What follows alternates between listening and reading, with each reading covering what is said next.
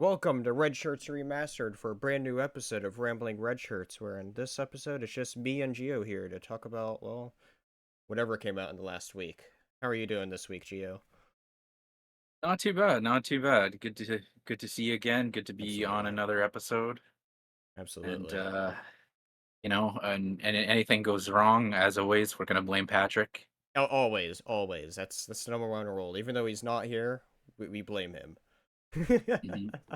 But yes, yeah, it's always good to be here, and even if we're not live, but still, at least still be recording this and still talk about it and talk about whatever shenanigans has come out from the last week, and so always something to look forward to, at least on any sort of Wednesday. But anyway. Absolutely. But anyway, let's just go ahead and get right into it here and go ahead and get into our picks of the week. What was your pick of the week? Yeah. Just give me one moment. Just gotta had to have a little drinky there. Uh, Um, so yeah, my pick of the week this week is a game by the name of RimWorld. Um, so for those who don't know, I guess they describe it as a kind of a colony management simulation or something to that something to that effect. The game you could closely compare it to would be Dwarf Fortress, but for anybody who isn't familiar with those type of games, the most mainstream way I could kind of describe it would be like if The Sims met Minecraft, just off the top of my head. But essentially, what the game is it's a procedurally generated game where you get a series of colonists and you crash land on a planet, and you basically have to start up like a colony on the planet and build up your society there. And you can kind of, I guess, they one of the ways that the developers describe it is as a story generator, because essentially what you're doing is you're picking these different characters. You can randomize the characters, you can name them yourselves, whatever you want, but it all ties in together. So the base scenario, you would start with three characters, and in each of them they're going to have their own relationships, different other survivors that they might meet along the way. You could be playing the game and run into your long lost brother or something like that. So it's uh it's basically a vehicle to generate these interesting stories in the game. And even if you don't really care about any of that, the actual game behind that is incredibly addicting. It's um it's a type of game where you will lose hours doesn't even begin to describe it. You will lose days, weeks, months of your life playing this game.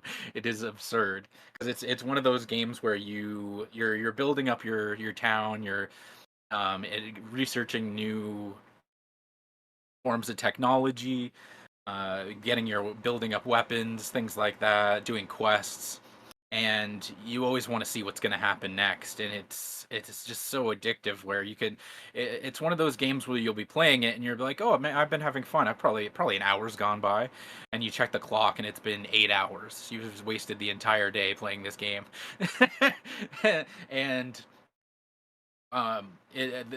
you're having fun the entire time. It's one of the most engaging games that I've played in recent memory. that's awesome. And the game's been out for a while now. Like, it's a little backstory on it. So essentially the game was started by originally was by one guy.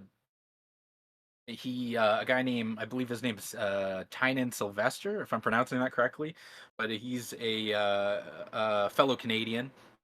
Um, and he started the company. He did started the game by himself initially, and I think it was a Kickstarter, like a crowdfunding project, and they released it in early access in 2013. The the finished product came out in 2018. So there's a long period of time where people could have played this.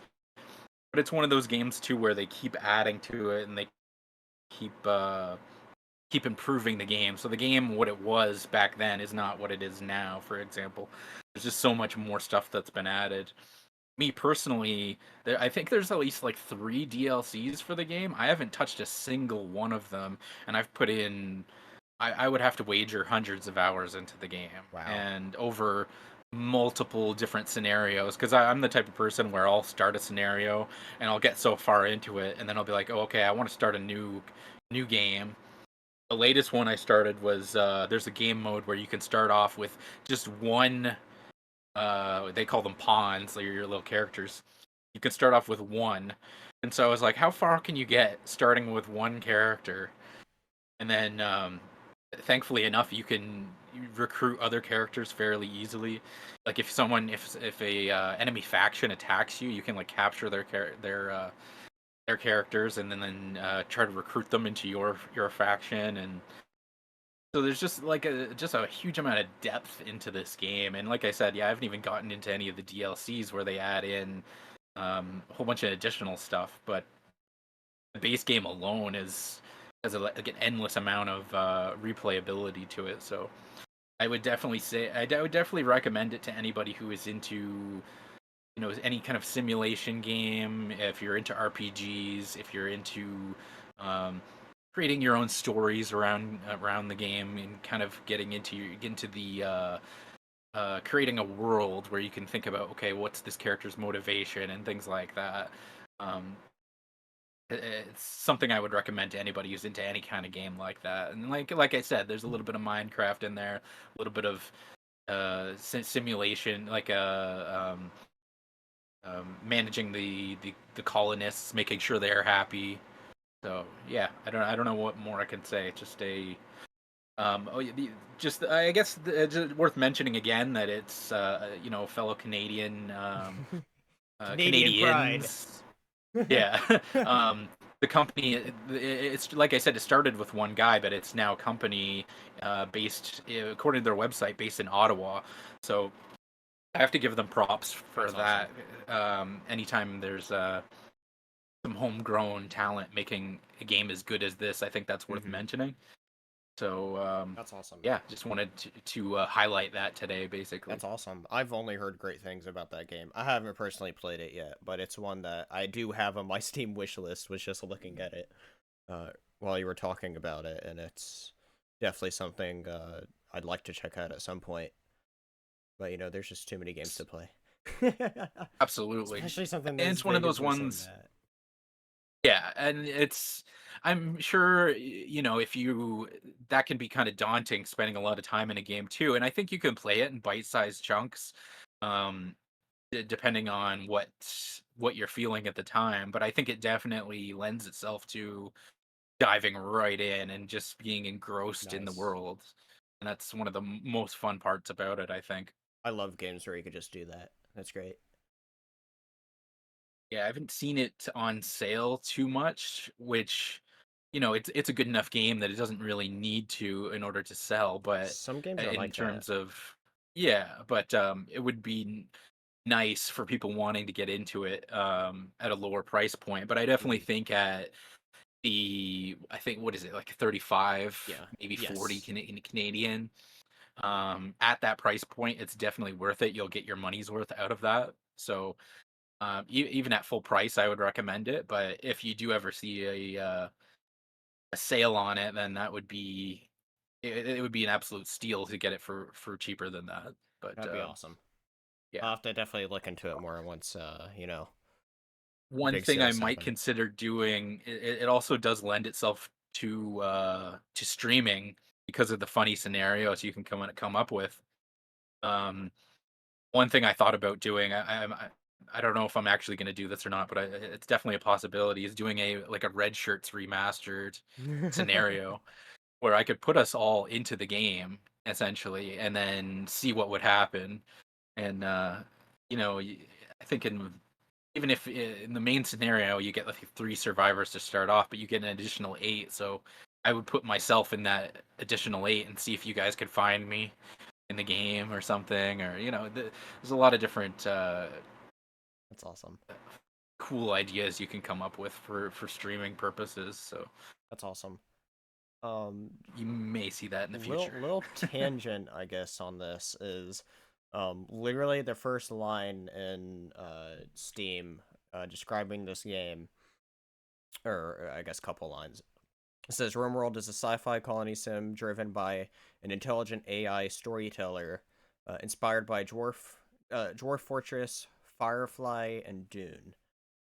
I don't know much about Dwarf Fortress, but I've watched a little bit of Firefly, and I love Dune, so definitely Yeah, an interesting way to bring it up. the game world definitely borrows from a lot of the most popular I don't know if tropes is the right word, but like like they use things like plasteel and it's on a rim world. So it's a lot of common sci-fi ideas that have been Gotcha. that are they pull from a lot of the greats. And so it feels very familiar to, even if you've never played the game before, you'll jump in and you'll kind of have an idea of what certain things are just based on that if you're into sci-fi. That's awesome. Awesome, awesome. We'll definitely have to look into that sometime. Um, it looks like a pretty fun game, and so definitely want to check it out sometime. But yeah, awesome pick of the week. My pick of the week is actually a comic I recently reread. Actually, my favorite Batman story that there is, and that is of Batman: The Long Halloween, 13-issue series, written by Jeff Loeb and drawn by the late Tim Sale. Uh, absolutely amazing story. It is my absolute favorite Batman story they've done. It it's my favorite Batman story because without spoiling too much of what's in it, it I feel like it touches on a little bit of everything, and that's why I love it. You see Batman be a detective in this story. You have a great cast of villains. You have a great cast of supporting characters. You go right into like the hierarchy of Gotham a little bit with the different crime families. Um, this huge mystery of who this killer is at the heart of the story, and just the whole way it's like told is unique as well. Having the story told over the span of like a year as they're trying to over a year as they're trying to catch this killer that only strikes on holidays, and so every issue is like themed around a holiday, and I absolutely love this story. It's fantastic. For anybody that's watched the uh movie, well, they did a two-part movie of it. Uh, it's for the most Yes. part is very accurate to the to what the comic did. I think the second part kind of like rushed a bit of like that because if I remember right, part one ends with the boat, right? And that I believe so. is only up to issue four, and so that's still like 9 issues that they're cramming into part two. So like they definitely rushed a bit of that. But um, and they also changed who the killer is in the movie too, without saying who the killer is. And so Oh, okay. Because I was thinking about that. yeah, but yeah, uh, Now, one question I had is this, if I'm not mistaken, wasn't it in earlier in his career, like maybe not year one Batman, but it was earlier on in his it's his definitely career an as earlier a Batman story. Like you in see terms of Harvey Dent timeline. in this story before he becomes Two Face.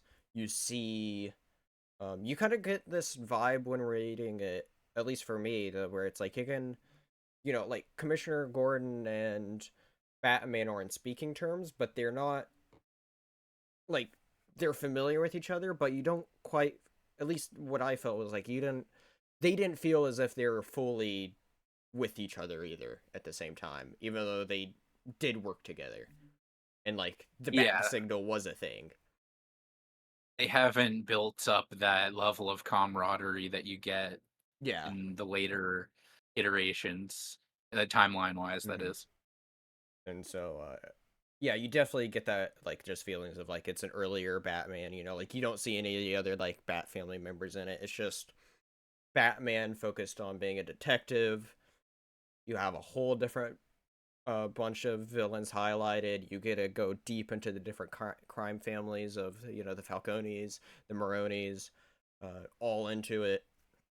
And yeah, it's just an absolutely great story that it's fantastic. It's my favorite Batman story. Like I think it's the probably the story like quickest story I've ever gone through. Like reading 13 issues for. Like it's very easy to just like pick it up and hard to put down. I remember the first time that I read it, I like literally could not put it down. The next thing I know is like 1 o'clock in the morning, and I'm like, oh, I finally finished it. But it's an amazing read.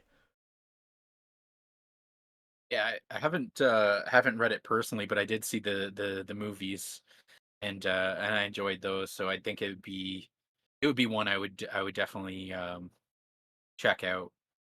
I highly recommend it. Like I said, I think the movie adaptation was pretty solid, but it's not my favorite of the Batman movies. And I think when going back to the comic, the story is just told so much better, just because it has a little bit more time to breathe in some areas.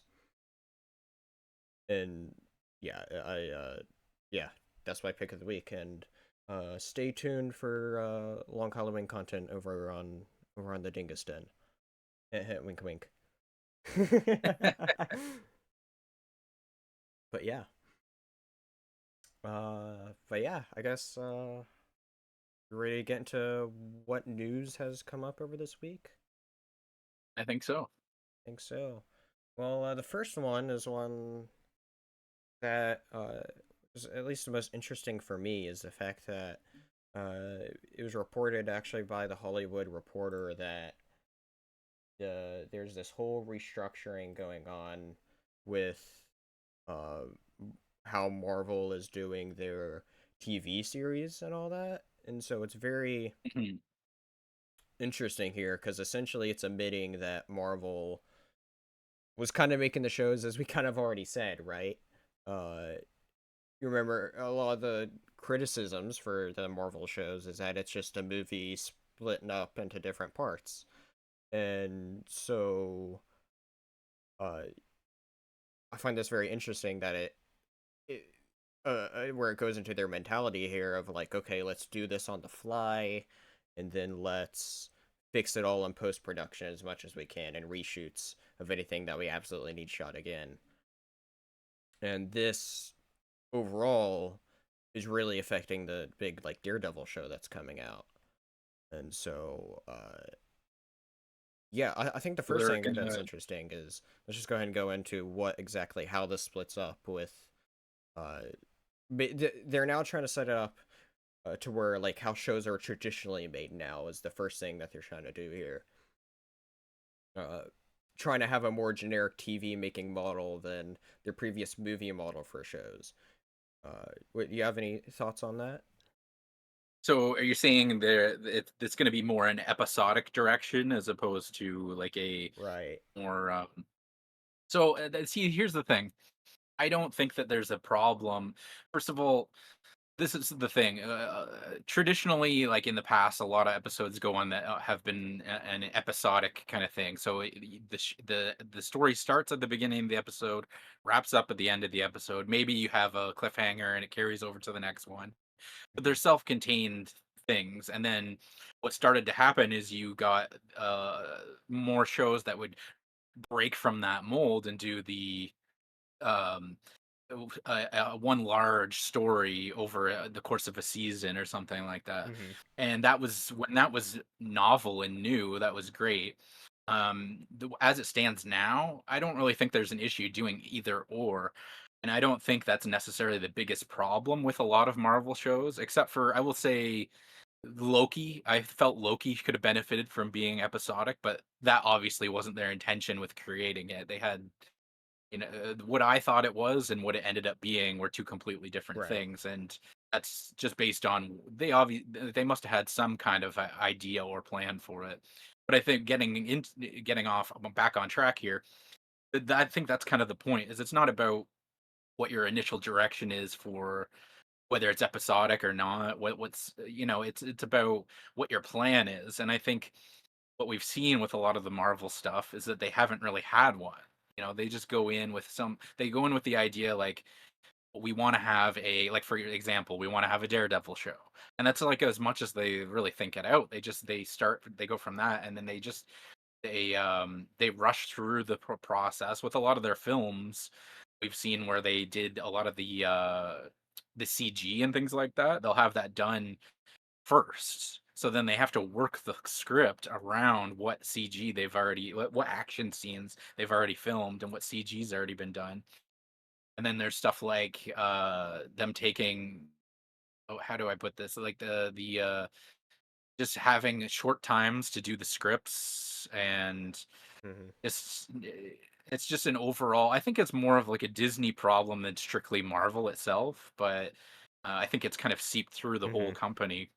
Um, but I think that you could do, point being is you could do either or. You can do it. It doesn't really matter if you want to do it episodic, do it a larger story, Hmm. but have a plan going in and just focus on making a quality product. Like Yeah. they work backwards. I feel like that's what it seems like to me, at least.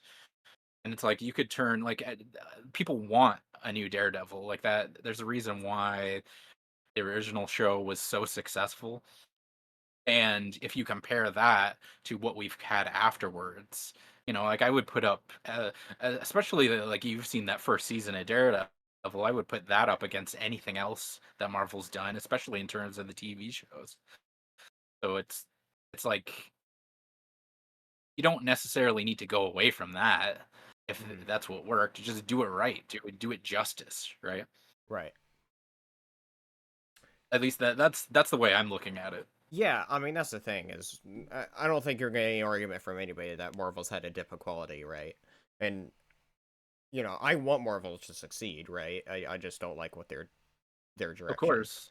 Um, what I was trying to more highlight, and I found it here in the article, is it talks about the studio also plans on having full-time TV execs rather than having executives straddle both television and film. Winterbaum, who is one of the one of the main guys in Marvel. I don't remember exactly his role. But anyway, he says we need executives that are dedicated to this medium that are going to focus on streaming, focus on television, because they are two different forms. And so they're trying to do this whole Yeah. inner revamp, which I think is a very positive sign as far as this could all mean, right? And it's also I really think interesting I'm too. starting to Is see more what you're saying. it's going to be really interesting too because it's going to be like what are we now going to when is this going to come more into effect, right? Because we do have Yeah. I'm trying to think of how many shows are completed, right? That are just there kind of waiting that Disney is now kind of spacing out because of the little bit of drought of content that we're going to be having because of the um all the strikes that's happened, right? Writer's strike is resolved Yeah. now, thank goodness, but there's still a acting strike going on right now, so still nothing can be filmed right now. And so uh like they've had Echo done, they have Ironheart done. Um I know What If season 2 is probably going to be the next thing after Loki season 2. I'm trying to think if there's anything else that they've done that's all finished, but Yeah. If I heard correctly, didn't they put like Ironheart in particular? They pushed that back to like 2025 or something, that or I am I wrong about that? no, you did hear that right. That's one that I'm kind of surprised. Is like, why is that pushed so far back? Like, are they? I wonder if part of it is that they want Especially to if do it's reshoots or done. something. Yeah, or that. Right? Like, who knows? Like, I don't know. It's very interesting. Oh, fair enough. Yeah, if they want to do reshoots, then that might make some sense. I think that's what It's makes the not. most sense. I can't find any other good reasons, right? Because it's like Disney's gonna need content, especially if that's like Yeah. done. I don't know. Um, I do think that I'm starting to see more of what I'm just trying to get myself in the headspace of understanding what's happening here, and Mm-hmm. I think that that's if they're focusing on the TV thing as its own beast, so to speak, entity. Yeah. um, yeah, then that could be definitely a good move for them because you're yeah, there are differences to how you do a TV show versus how you do a Right. movie. There's a lot of similarities, and especially in the last decade or so, where we've seen TV shows that have been on the quality level of feature films. So I think that's where maybe a lot of that bleed in kind of started. But For sure. yeah, I definitely think that there's a difference in how you want to approach both of them. So if they're they're understanding that and they're saying we're going to do Hmm. what makes sense for a TV show on a TV show, and then makes sense for a movie on a movie, and not try to do the same approach for both. Like that sounds perfectly reasonable. It's just, I guess, how is that going to work in practice? Like, what does that actually mean, right? Right. Yeah, I mean, I think it's a good thing that they're at least trying to get better, right? Obviously, Yeah, time will tell if we get anything with quality, right? But I think it's a big, I guess, positive change, or at least very well could be positive, right? Because the whole point of what this sort of leads into is like this is essentially they're hitting a reset button for the Daredevil. I believe they call it Born Again, like that big. They ordered what 18 episodes of Daredevil, uh, essentially a sequel series to the Netflix Daredevil, and that's that was like their wake up call. Is a lot of people regard it, and I, even though I've only seen the first season, I'd regard that Netflix Daredevil as one of the best Marvel shows, or not Marvel shows, comic book shows ever. I'd say it's the best Marvel show, um, and so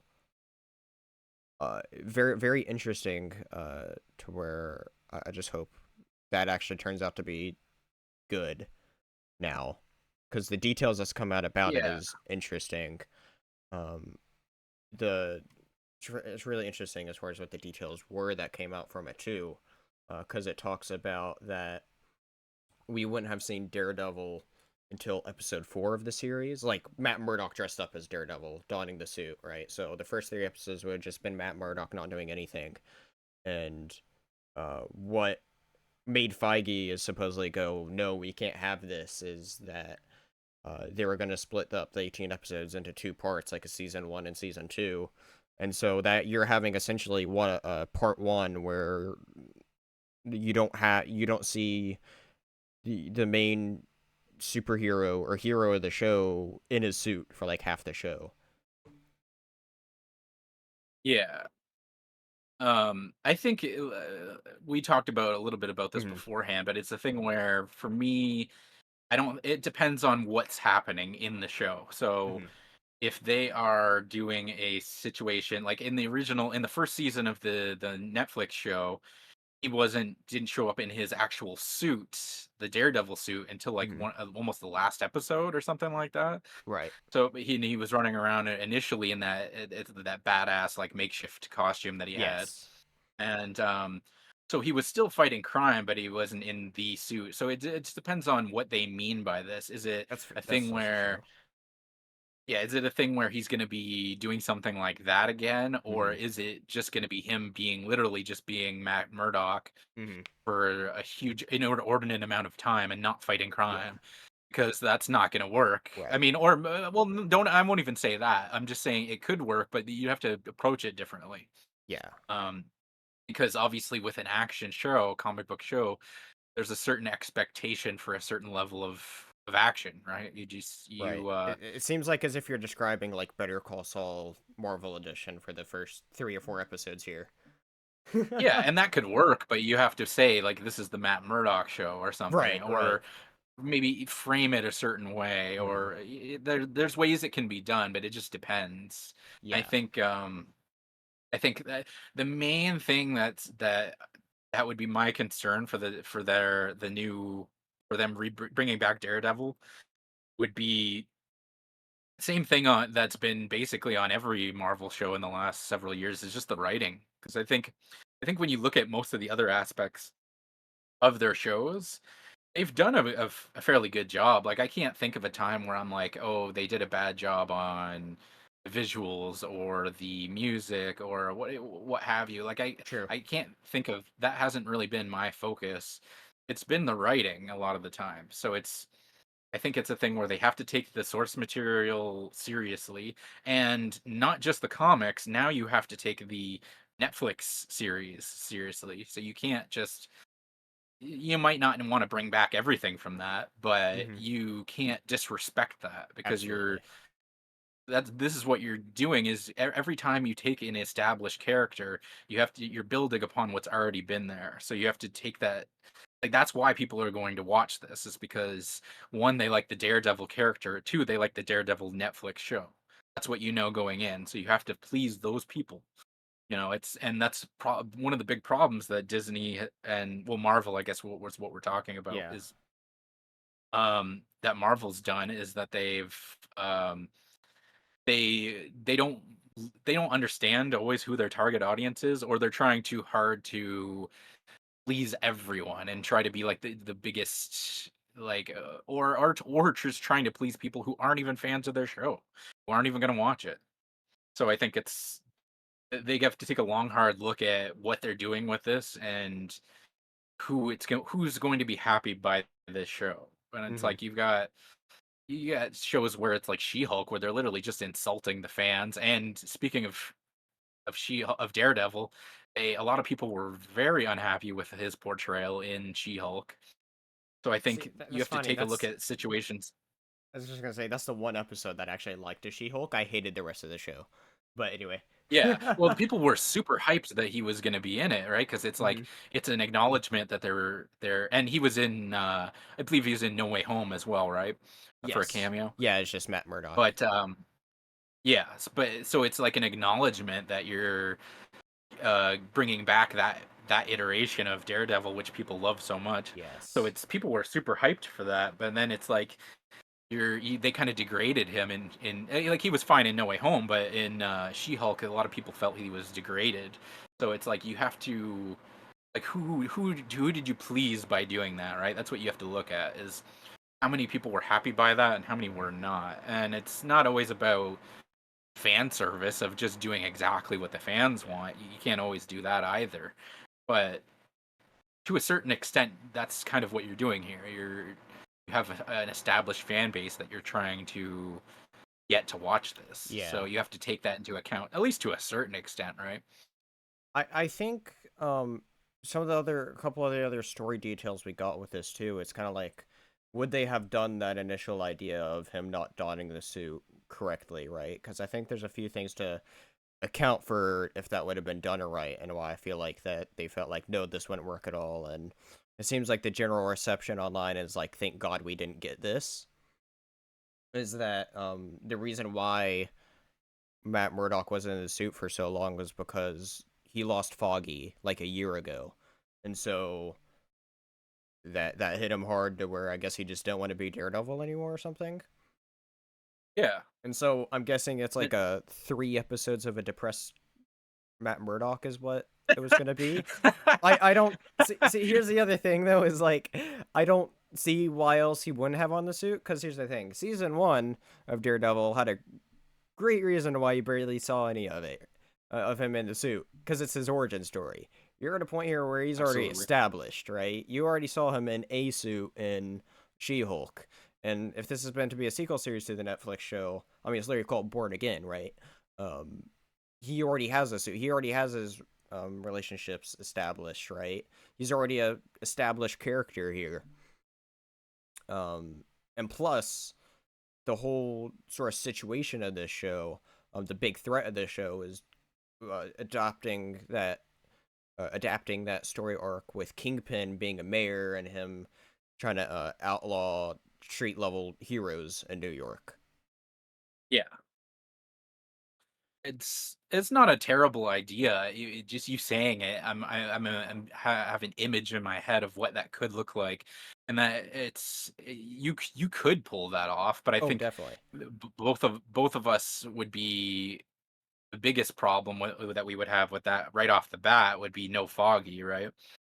Right, right. I think that's a big thing. And you're like, talk about pleasing fans from before. It's like, if you, I feel like first thing you go in and Foggy's like, hey, Foggy's dead. I don't think that's the way to do it, right? And so I'm really hoping that with this restructure, they give Foggy more love, especially if they look online and see people being like, "Hey, we want freaking Foggy here, right? He was such a big part of the Netflix show." I don't know. It just feels Yeah. like No, just killing he him right off the has bat to would be be bad. no, he has to be a part of it. That's not something you don't pull a, Loki at the beginning of Avengers. Like that was a situation where he had already been well, I don't know, we don't have to compare it to that. Let's just look at Daredevil itself where you do that later on, like say maybe after the Netflix or the Marvel Disney Plus version, if that's where it's coming.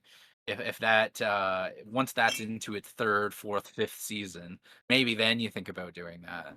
Well, When the guy, he doesn't want to do the role anymore well, it or depends. If something. You don't do that from the first episode of the new show. So here's how I see it: is that it's 18 episodes as what they're all meant to be playing. Because I feel like Marvel is more focused on limited series more than anything else.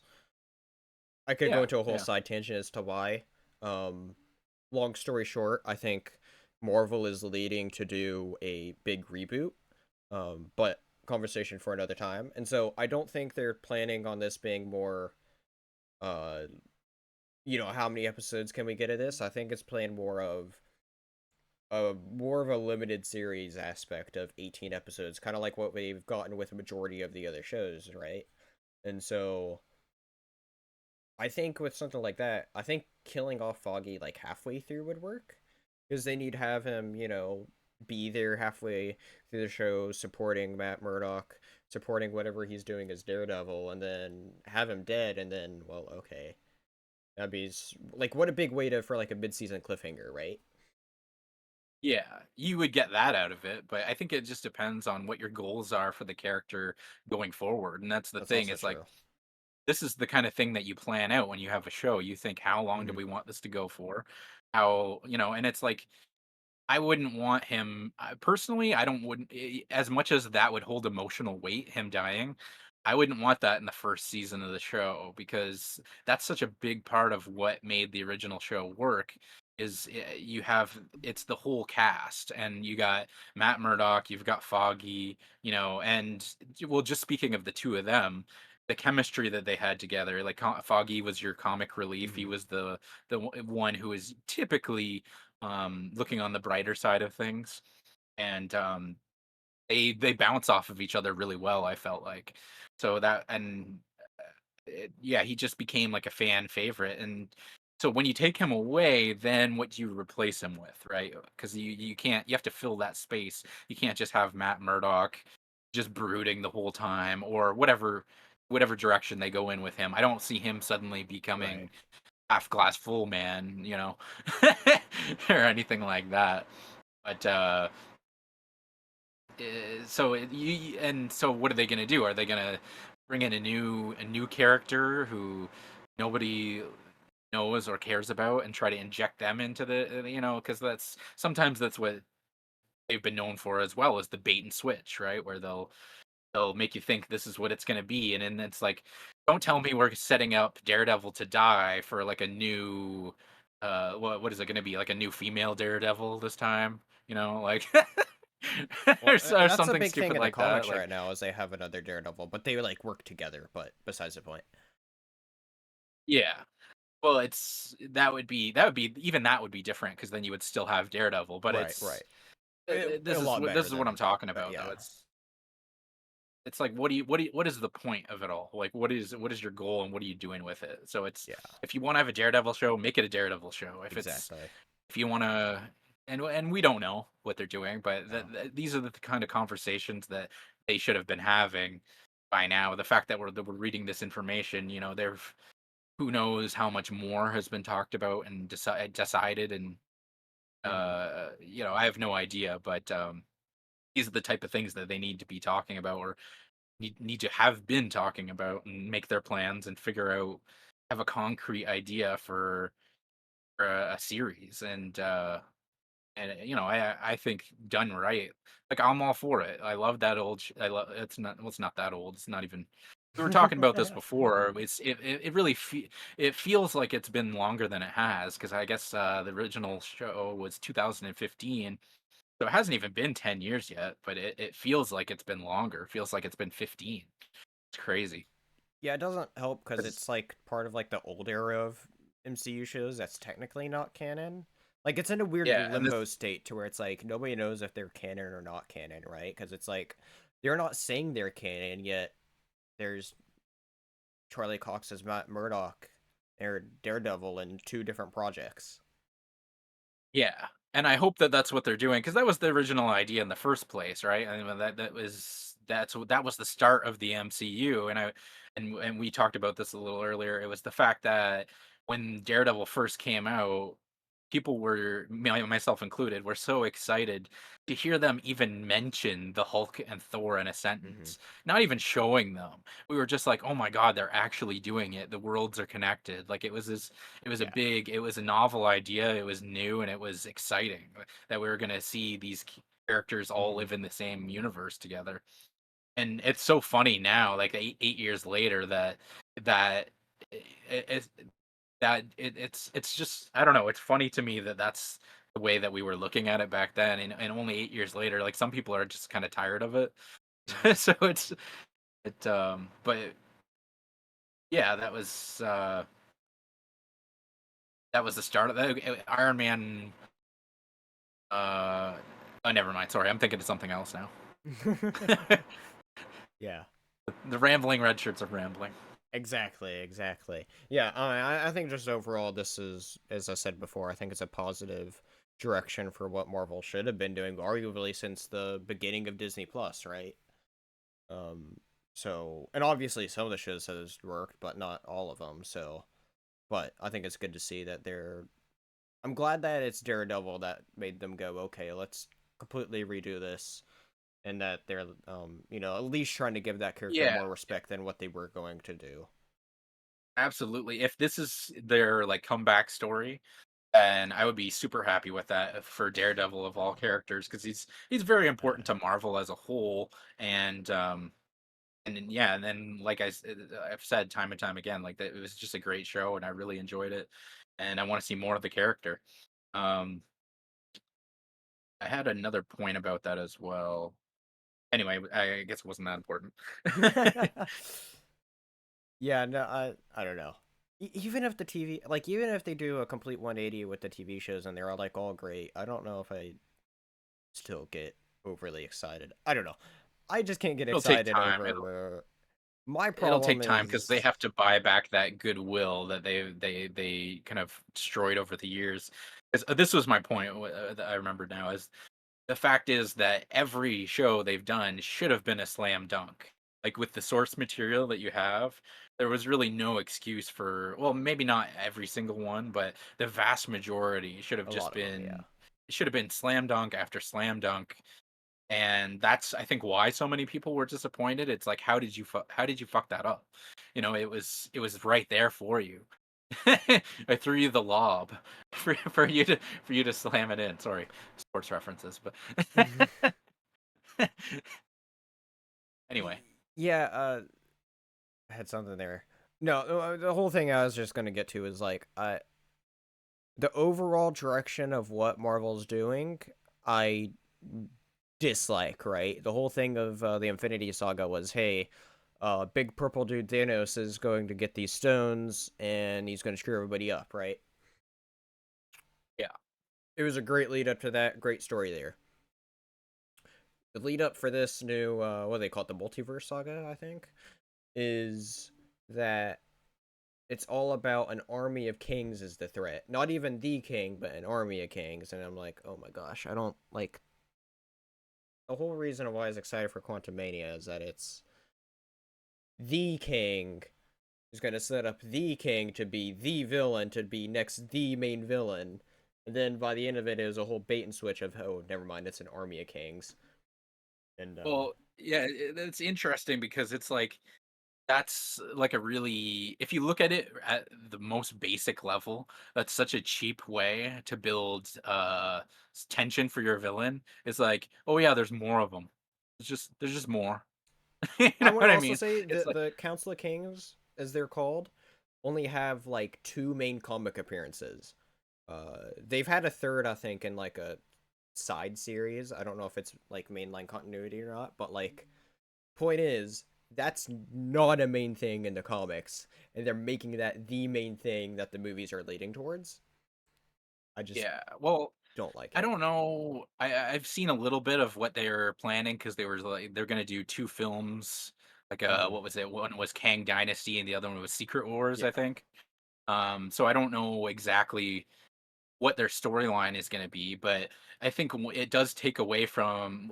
I think what's more threatening is, yeah, you can go ahead and have your Council of Kangs, but what the idea is, you have this villain, and whenever he shows up, he fucks shit up, and he could come back at any time.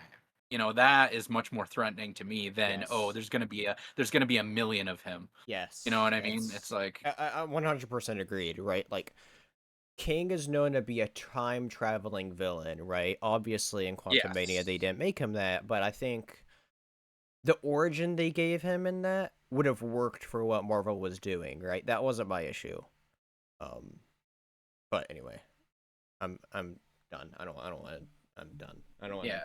to I just think there's when it comes to the writing of villains, that's one of my biggest pet peeves in a lot of movies, particularly superhero movies, is you've got to nail the villain for it to Yeah, be effective. for sure. And there's a lot of, I could do a whole podcast, YouTube video on this Easily. topic alone.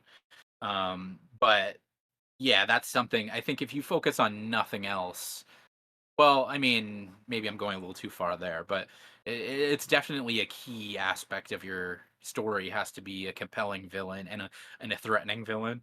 And a lot of the times it's like, oh, it's just the superhero, but an evil version, or oh, it's just a white alien, a white bald alien, or oh, it's just like it's just they use a lot of the same ideas over and over again, and then when you have an interesting idea for a villain, then it's like, okay, like they did a great job with Thanos, as different as he was from the comics.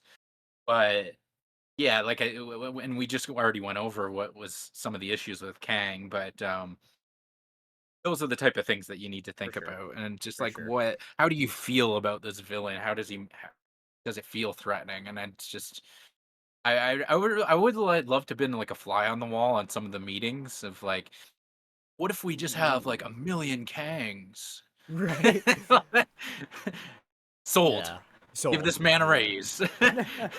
Like, I don't know. Maybe it wasn't Yeah. that simplistic. Maybe it went better in the writer's room. I don't know, but Right. I can only Obviously, we don't know the speculate. full details of what they're doing, what we think they're, you know what I mean? But like, Yeah, I try not to be too incredulous because, maybe it started out as a great idea and mm-hmm. and It just and it just devolved. fell Yeah. apart along the Yeah. way, or maybe it was red tape. So I try to be, I'm trying to be more fair with stuff like that. I But mean, at the same time, you can only go with that, what you see. see, that was me until I saw Quantumania. So, Yeah. Oh, um, it was Quantumania something that broke a movie. lot of trust with me and Marvel right now. So, Well, yeah, anyway. that three film run, I think, or I don't know if it was the Multiverse of Madness, Quantumania, and then like whatever came before Multiverse, whatever it was, it's so bad I don't remember. So, Well, there's Love and Thunder right after it, and then Wakanda Forever was right after that. oh well, I didn't watch Wakanda Forever, so there's that, and love the first one, but the yeah, Love and Thunder, that was so bad I forgot about it. So that was a terrible three film. I don't know, yeah, maybe if you whatever one was in between, but those three in particular was a terrible, terrible run. So I think that just destroyed a lot of goodwill with the fans. But Hmm. on a good note, I really don't think it's too far gone. They definitely got a course correct sooner They need rather to than figure out later. something. I feel like the course correction they need to get me back fully on board is to like completely change what they have going forward, and it's possible they could, especially with the stuff regarding Jonathan Majors and all that, depending on what they wanted to do, but Well, a whole another other cool conversation there. thing, But yeah, yeah. Another cool thing with Daredevil, just going back to that real quick, is the fact that it gave you a way to go to some of the lower level villains and lower level crime and more homegrown. Like a lot of the Netflix stuff was Luke Cage as well and Jessica Jones. yes, There were big threats, but when you compare it, it's not universe ending right, level or existential threat kind of thing. So sometimes that helps your story when you mhm, can just focus on a smaller, more self-contained or thing like that. So that'd be interesting to see if they go back to that for Daredevil.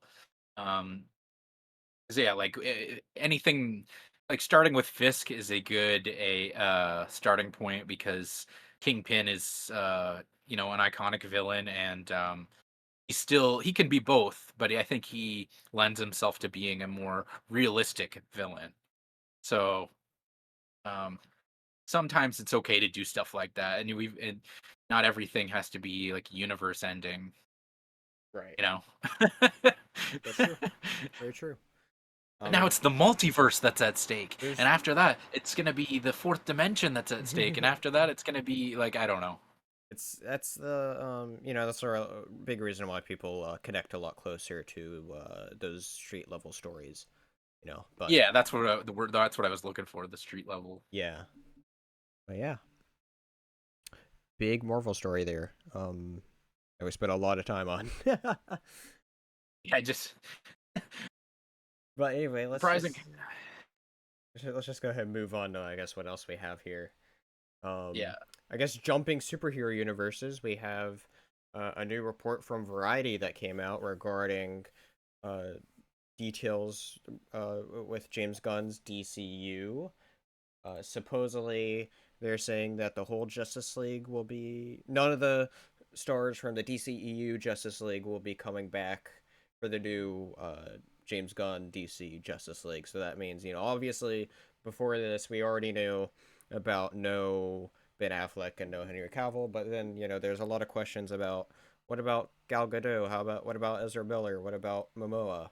This is saying none of them at all is going to come back for their characters, and Momoa may Wow. return as Lobo, which we've heard that before. Oh, that's something that would. That's actually a really good idea. Yes, I think he'd Jason lend Momoa himself as well for that. Lobo. I never even considered that until now.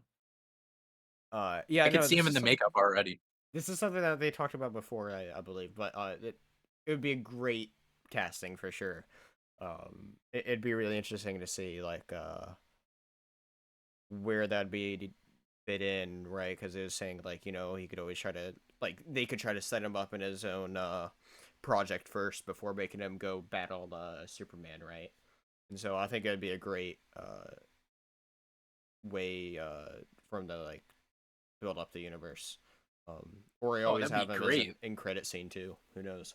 But You have his own like Max show or something. Like that would be the I idea. think At least sounds great. I think what would work best for a Lobo, because I think Lobo can stand up some on his own, but I think he is more better when he's more of that antagonist role, and I don't know how well that would work in a show that's all about him. That's a good point. I think though how like Marvel did the special presentations. I think they would benefit greatly from doing a special presentation for Lobo if they were to ever try to do that sort of content to hype up the character.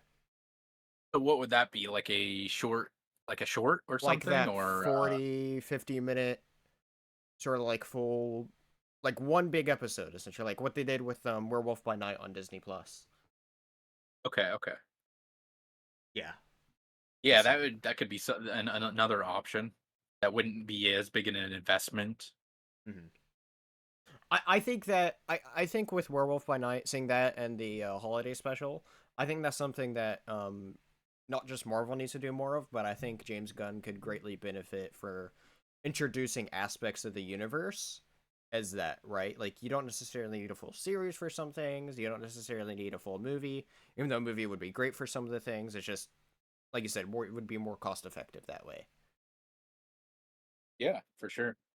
So basically, to no one's coming back for their roles. Yes. Which I Um, think is good. Well, the Justice League, right? We already do have some people that we know are coming back. Those are mainly yeah, I was characters gonna from the Suicide say, Squad. Like Margot Robbie's Harley Quinn probably is. and I Peacemaker is think they coming back. mentioned Amanda Waller's coming back. She's having her own show. Who yes, else is yeah, that's there? what I was thinking of. Those are the main theory. I know that I'm sure there's somebody. Oh, whoever plays Blue Beetle in the new Blue Beetle is coming back. The story is supposedly not canon, but the character is Yeah, coming back. yeah, Jolo Maridueña.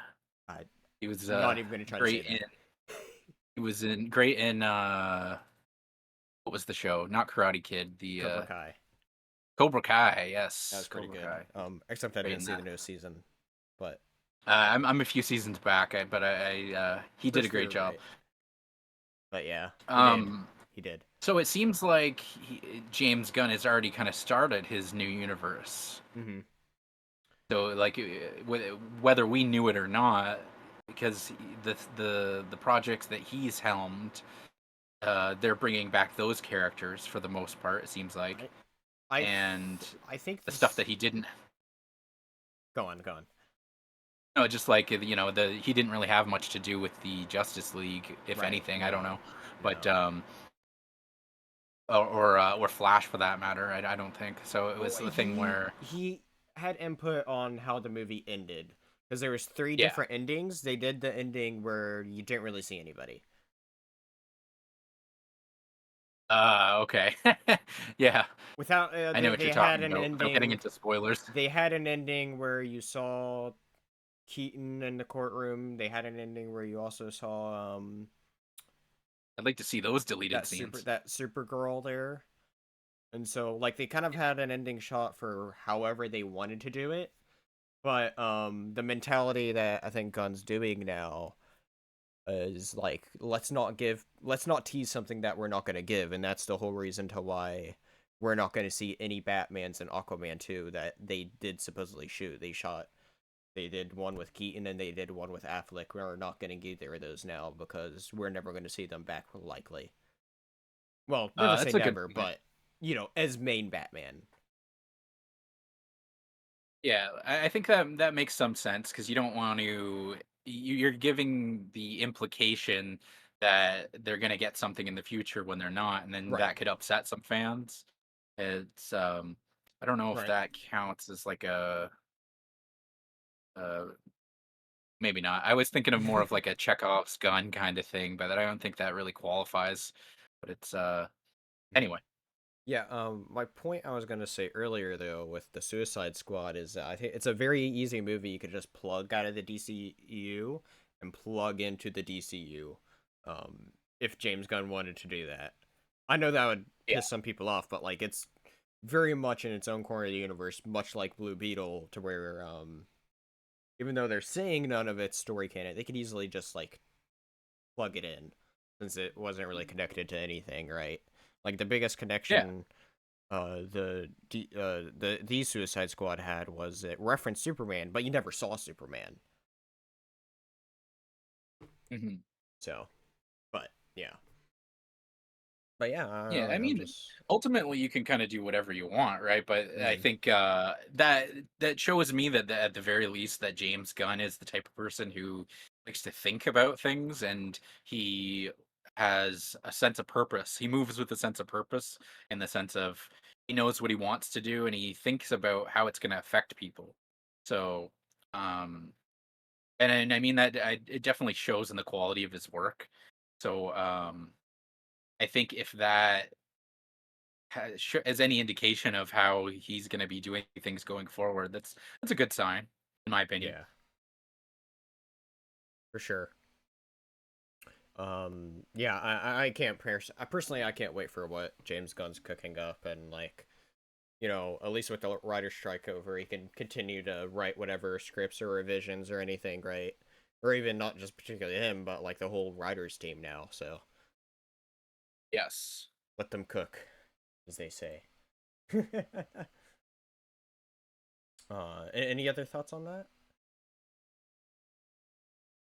No, I think in terms of like, okay, is there should they have been brought back, right? And it's like I get it at this point. Like I think there's you could make a case for a few of them to be brought back. The biggest ones being probably Gal Gadot as Wonder Woman and Henry Cavill as Superman, because that's and Henry Cavill probably being the biggest one because that's what fans wanted.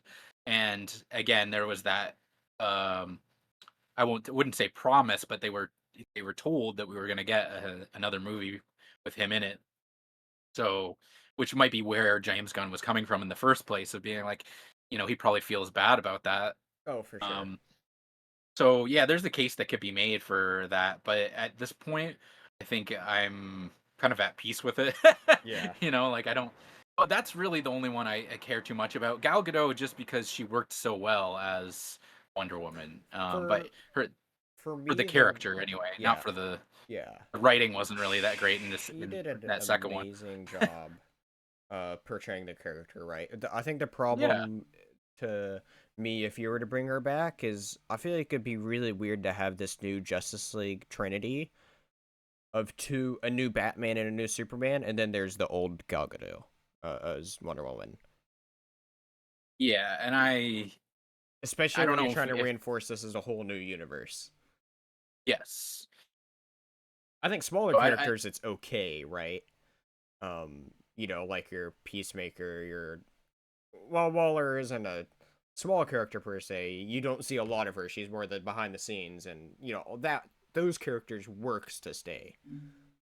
I think there's certain cases too where there's sometimes where you have your idea of, oh, whatever it is, we don't want to confuse the Hmm. fans or whatever.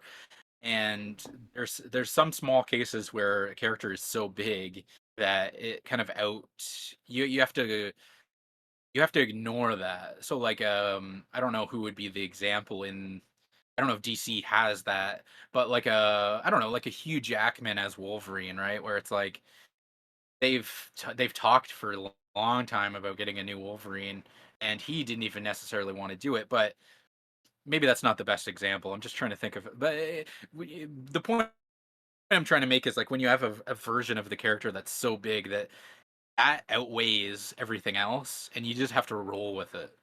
But the point that I'm making is like I don't think that they necessarily have that. The closest thing was probably it would either be Wonder Woman or Superman, and Hmm. you can make the arguments for either of them that there's reasons to go in a different direction. So, if they had that type of person, that type of actor, Yeah. then you could totally just be like, okay, screw the what we have planned. We got to bring this guy back. But obviously, they feel comfortable enough that they'll be successful without that star power from those two. Um, so yeah, I guess we'll see if they were right. If they We'll see. We'll see. All in due time. Uh, stay tuned. Stay Same tuned. bat time, Stay tuned. Same bat time. Same bat same bat channel. channel, same James Gunn time. I don't know. Tune in tomorrow. Same bat time, same bat channel. No, don't leave us yet. We Exactly. still have more to talk about. Anyway, we have. Yeah. Did Um. Matthew just wake up? Anyway, next story, where Dan talks about Dan Harmon teasing a Rick and Morty movie, supposedly about a secret meeting he had with Zack Snyder. This is very interesting. Originally, this all comes from a interview with Hollywood Reporter, and his first quote, talking about Snyder, from Harmon says, not him saying I get to do it or anything like that. He was totally super fan. Is there is there any way I can get that movie started by using my Snyderness? And so, Oh, so I think go on. I misunderstood this article at first, so I think I get what he's saying. Is my initial reaction to the headline was like, "Oh, is he wanting to put the Zack Snyder spin on Hmm. Rick and Morty?" But I think, and we could go into that. But the what I think what he was actually saying was, and if you read the article a little bit, he says. Um, the Justice League director asking him if there was any sway he could have in jumpstarting the Yeah. production of the Rick and Morty film as a fan of the show, not as a filmmaker who wants to take over. So that makes a little bit more sense Mhm. if that's what we're For talking sure. about. Because, because yeah, the idea of a Zack Snyder, like the Zack Snyder Rick and Morty film is just I can't even imagine what that would look like. Like, I don't know if I want that. I love I enjoy Snyder's works overall, but yeah, I don't know about that. The whole idea for the movie I think could be fun though. Harmon's quote here says, "My philosophy would be just take a Rick and Morty adventure and spend a bunch of extra money on it and make it 90 minutes long.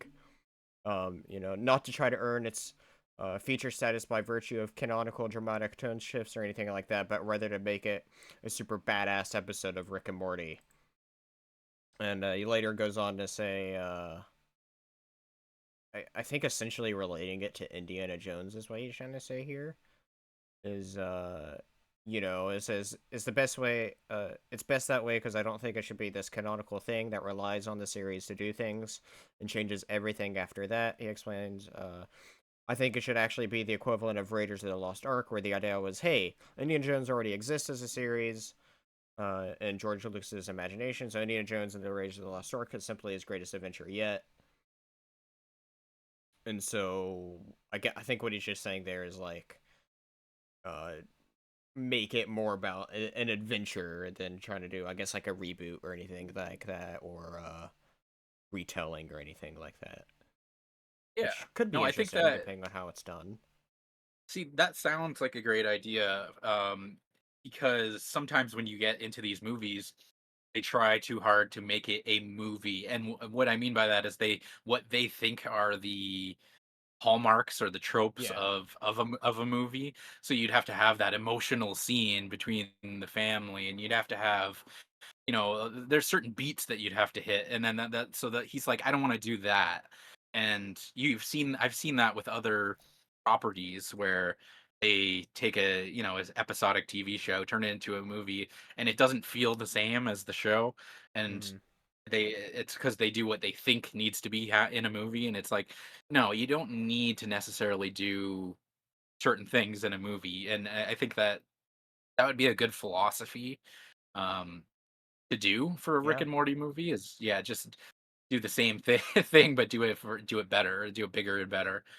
And that sounds great. I think the issue I would have at this point with a Rick and Morty movie is that it's just the it's not really the same as what it was. And that's I was true. actually just I've heard I it's was gone reading an downhill, article. but Yeah, well, I was reading an article that it kind of explained why that happened, and I guess there was a lot of internal, not drama so much, but like issues with, well, Dan Harmon, he always has his issues per se, but obviously Justin Roiland had a lot of issues behind the scenes as well, yeah, and that kind of led into according to Harmon. And I don't know if that's true, but this is according to Harmon, the co-creator, that by season 3, I think he said that he just wasn't even showing up half the time, or something to that effect. He said, so that's why that you have a lot of the other writers taking over, and they had from what I understand, like a full writing staff, but Justin Roiland's influence was a big part of that show, and I think it was yeah, like initially it was that perfect marriage of Dan Harmon's comedy and sensibilities with Justin Roiland's, and that's what made it such an amazing show. And you started to see less and less of that as time goes on, and now to the point where like it's not even the same show anymore. Like they fired Justin Roiland, who not to get into the whole drama of it, but from what I understand, he's acquitted of his charges, so it's like but for whatever reason, I guess there was more internal drama that caused them to just not, even afterwards, now they're not going to bring him back. So, point being is that I think that fundamentally changes like what the show is. Yo, for sure. And Dan Harmon, I think, is a great. He's some of the greatest. Like Community is an absolute classic show, and you know, apparently they're working on the movie of that as well, so that'll be great. I hope so. Um, and he's got a bunch of other classics under his belt. Um, a quick sidebar. You should actually check out Harmon Quest if you haven't seen that. You I'll keep have to look forgetting to into it. mention that to you. I keep forgetting to mention that to you, and you would actually absolutely love it because I'll have to it's. look into it. Do you know what it is at all? No, I do not. So real quick, it's just it's them doing a D&D session, and they animate the segments so you can see their characters in like a almost like a Rick and Morty animation style while they're playing the D&D game. So it's the excellent show. But anyway, that's a quick rambling Nice. red shirt tangent for you. Awesome. So back to this. Yeah, I think there was something that's kind of lost with not having both creators in it. For sure. Does I that completely that agree. That's yeah, why I was it does. really annoyed with the whole initial firing of him, and then you find out, oh, he wasn't really that involved since like 3, 4, something like that, right? You know? Well, And and you could so, kind of see that like season 3 was when they did the whole Pickle Rick thing, which mhm, was one of the writers that ended up going on to write She-Hulk or direct She-Hulk rather. Um, interesting. and that was on one hand, there's a lot of like that was one of the big mainstream episodes that Yeah. you ask most people about Rick and Morty and Yeah, they yeah. instantly think Pickle Rick, right? Yeah, yeah. So on one hand, that brought them to new heights of popularity, but I think critically, there's a lot of people who aren't fans of that season or that show, that episode, and what came after that. And I think it was a real turning point for the show. So and Interesting. it was very gradual with Rick and Morty, right? Like, because it's like I think to anybody who's like, oh, it instantly dropped off in quality, it's like no, it was a I gradual don't. thing, in my opinion. Yeah, I'd agree with that as far as what I've seen, for sure. Right, like first 2 seasons will always be the best. I thought season 3 was still pretty solid. Uh, Yeah, like from and what I what I've remember. seen of season, I didn't watch all of season 4, but the first few episodes were like they were good, but like they weren't first 2 seasons quality. Yeah, like if I go back to watch the show, it's almost always episodes from the first 2 seasons. But that being said, I'm sure even season 7 will have its moments, right? It's like I'm Mhm. sure it won't be completely irredeemable or anything because you've got a lot of the like we said, a lot of the moving parts that were involved this whole time, or at least for a long period of time.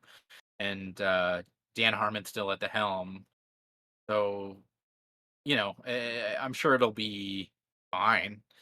But I kind of just don't care anymore. That's fair. That's fair. It's, I'm kind of in the same boat. Like I haven't watched any since season 4. I keep on saying I'll catch up, yet I haven't. So I'm okay if I don't. um, yeah, it's just it's a little sad because of the fact that it was one of those shows that I looked forward to every week, and I was like, this is so good. And when it first came out, and then it kind of devolved into kind of like mainstream meme territory, and yeah, now you got it's not even gonna have Rick and Morty in the show. Like they are from a character standpoint, but Justin Roiland was both of those characters. So yeah, they'll sound like him, but it won't be him. So Hmm. um, whatever way you want to slice it, that's gonna affect the show in some way. For sure. Um, w- does that mean? I don't know. I mean, and I guess we're still going completely off topic, because in terms of the movie, um, I don't know. I mean, Zack Snyder would he? I think he do. I think he legitimately would have pull at Netflix, because if you think about it, how much stuff is he doing for Netflix, and how much stuff has he done for them in the past few years? Like he probably does have some pull at Netflix, eh? Like, wouldn't you think? Well, I or mean, no? that's the thing though. Is Rick and Morty is a Adult Swim property, which is Warner Bros. Though, so I don't see that bridge because I see what you're I saying. It'd don't be think more of he's a issue of I don't think he's really that close with Warner Bros. That much anymore. I feel like. Um, yeah, Now here's the thing though. Is like that's kind of a whole thing, right? Because supposedly how his version of Justice League got made was because he went straight up to the top of AT&T after after the execs at the time of Warner Bros. Was like, no, we ain't giving you this cut, and so yeah, but of course since then they've had a whole house clean internally, essentially, right? Like none of the main people internally are the same, so like who knows it like how much of a relationship he has now, if any. yeah, that's a good point. These companies, they're like, it's like that quote from. I always go back to the quote from Game of Thrones where they're talking about the Iron Bank, and they're like the Iron Bank's a temple, and it's like when in one what was it when one block crumbles, they replace it with another one or something like I that. haven't watched the So show. it's It's on like my list. you haven't seen Game of Thrones at all? I've watched House of the Dragon. I haven't seen the Oh, main okay. show yet. I plan Uh, on s watching it soon, but but basically the idea is that these companies, they, they change out parts. People come and go, mhm. and the company is what it is. So it's like it's a thing where, yeah, like it might still be the same company, but those people that he had those relationships with might not be there anymore. So that it doesn't really matter what happened at that point because, yeah, he doesn't have those relationships. Yeah. Yep. But We'll see what comes from it. I mean, if a movie gets yeah, made, maybe I'll check it out, but we'll see. We'll see. We shall see. All right. Well.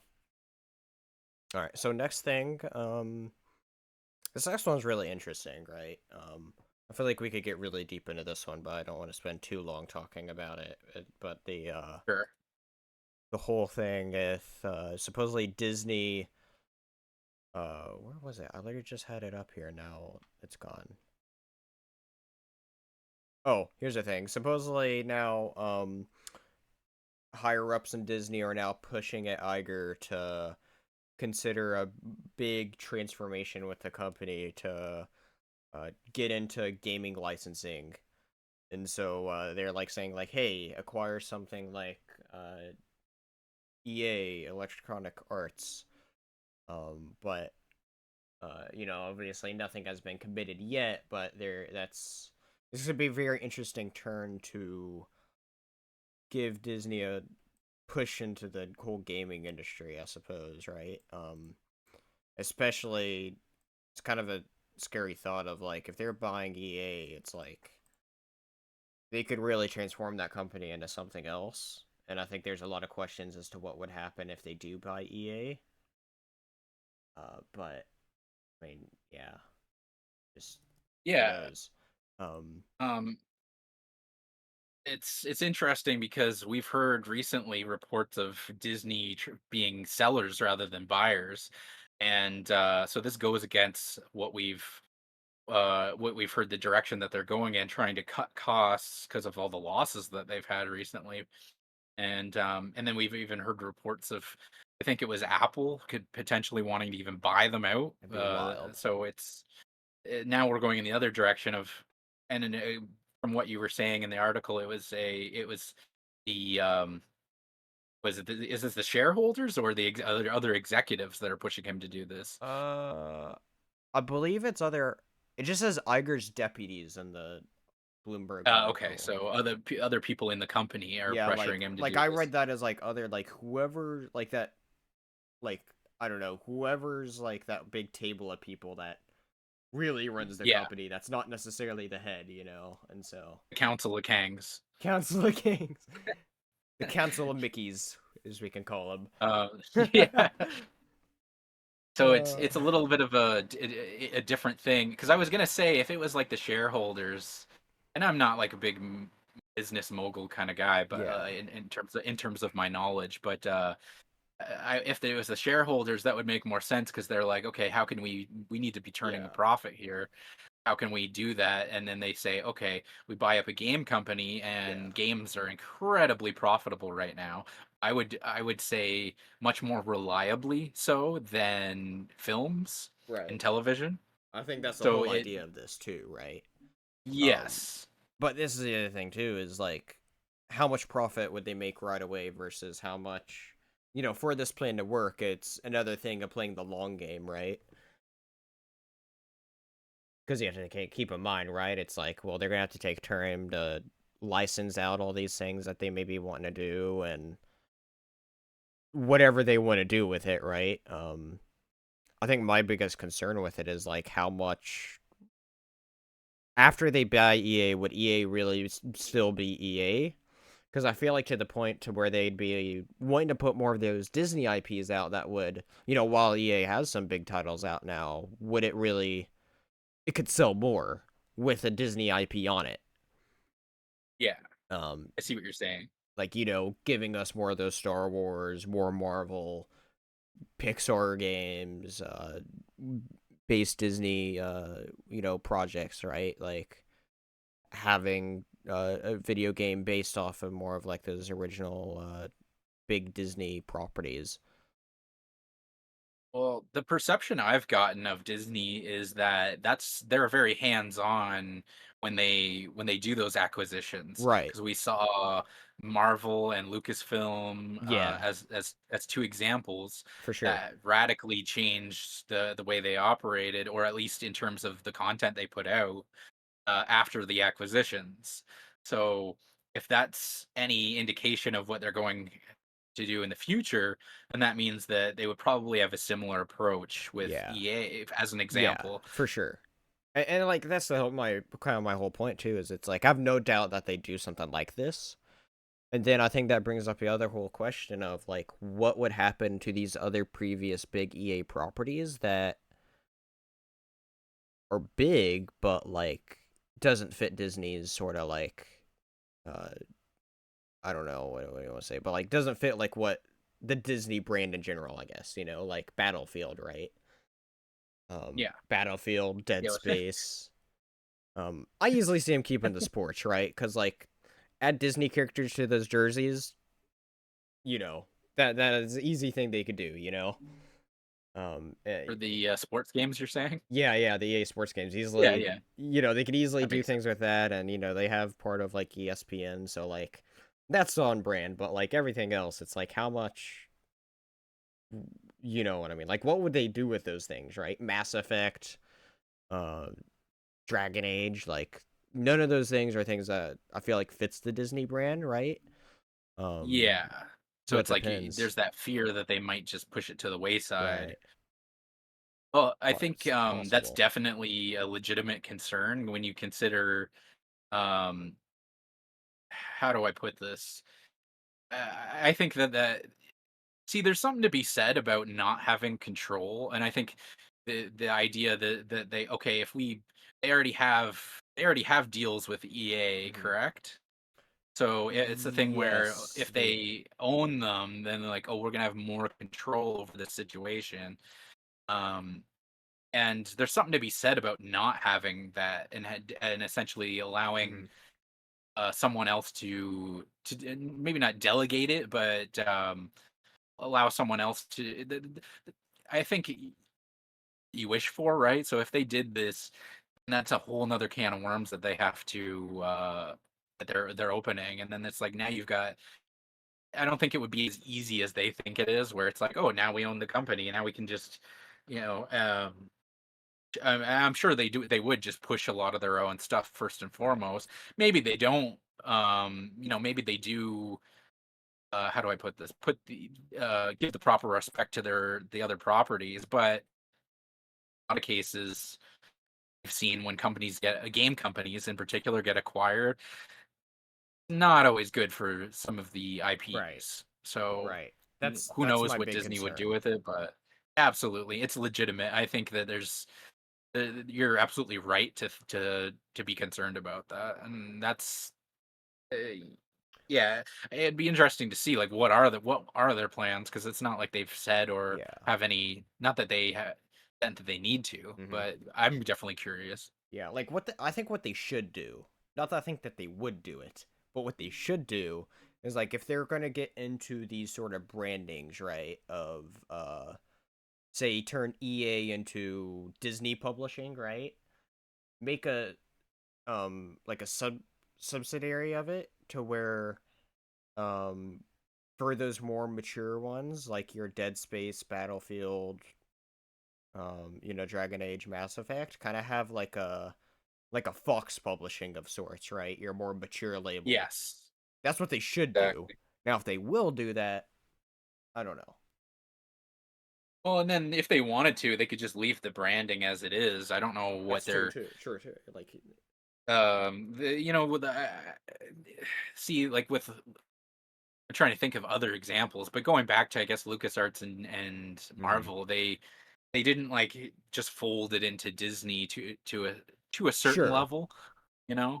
I, So I would think that they would want to keep that branding for yeah. EA, but maybe Well, not when I was because saying Disney Publishing, I meant that more of like a metaphorical thing to where while oh, they'd okay, still okay. be called EA, they'd still be like, hey, publish all these Disney titles, right? To make more money, right? Yeah, because Uh, I was thinking you definitely don't want to just call it like Disney Publishing no, and then no, have it no. put because then there's so many there's a reason why you know they have like ESPN and stuff like that. Like the branding is important and Disney has a Hmm. certain connotation to it that you don't really want to associate it with, horror games or not Call of Duty because that's not EA, but um Battlefield, Yeah, things like that, right? for sure.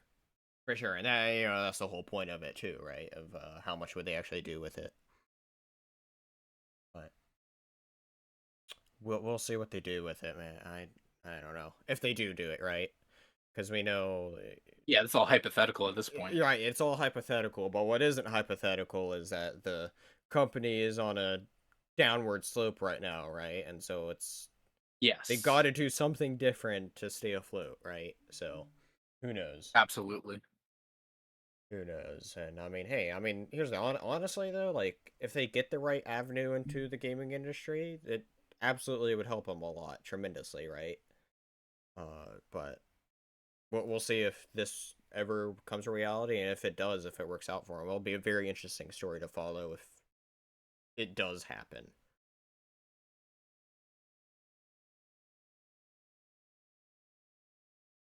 But yeah, all right, that's the Disney story. Let's go into another gaming story here. One that pissed a lot of people off is you remember Blizzard just can't get a break from all the hate, you know what I mean? Like there's this little game they have called Overwatch 2. It's sequel to like actually a game of the year at one point.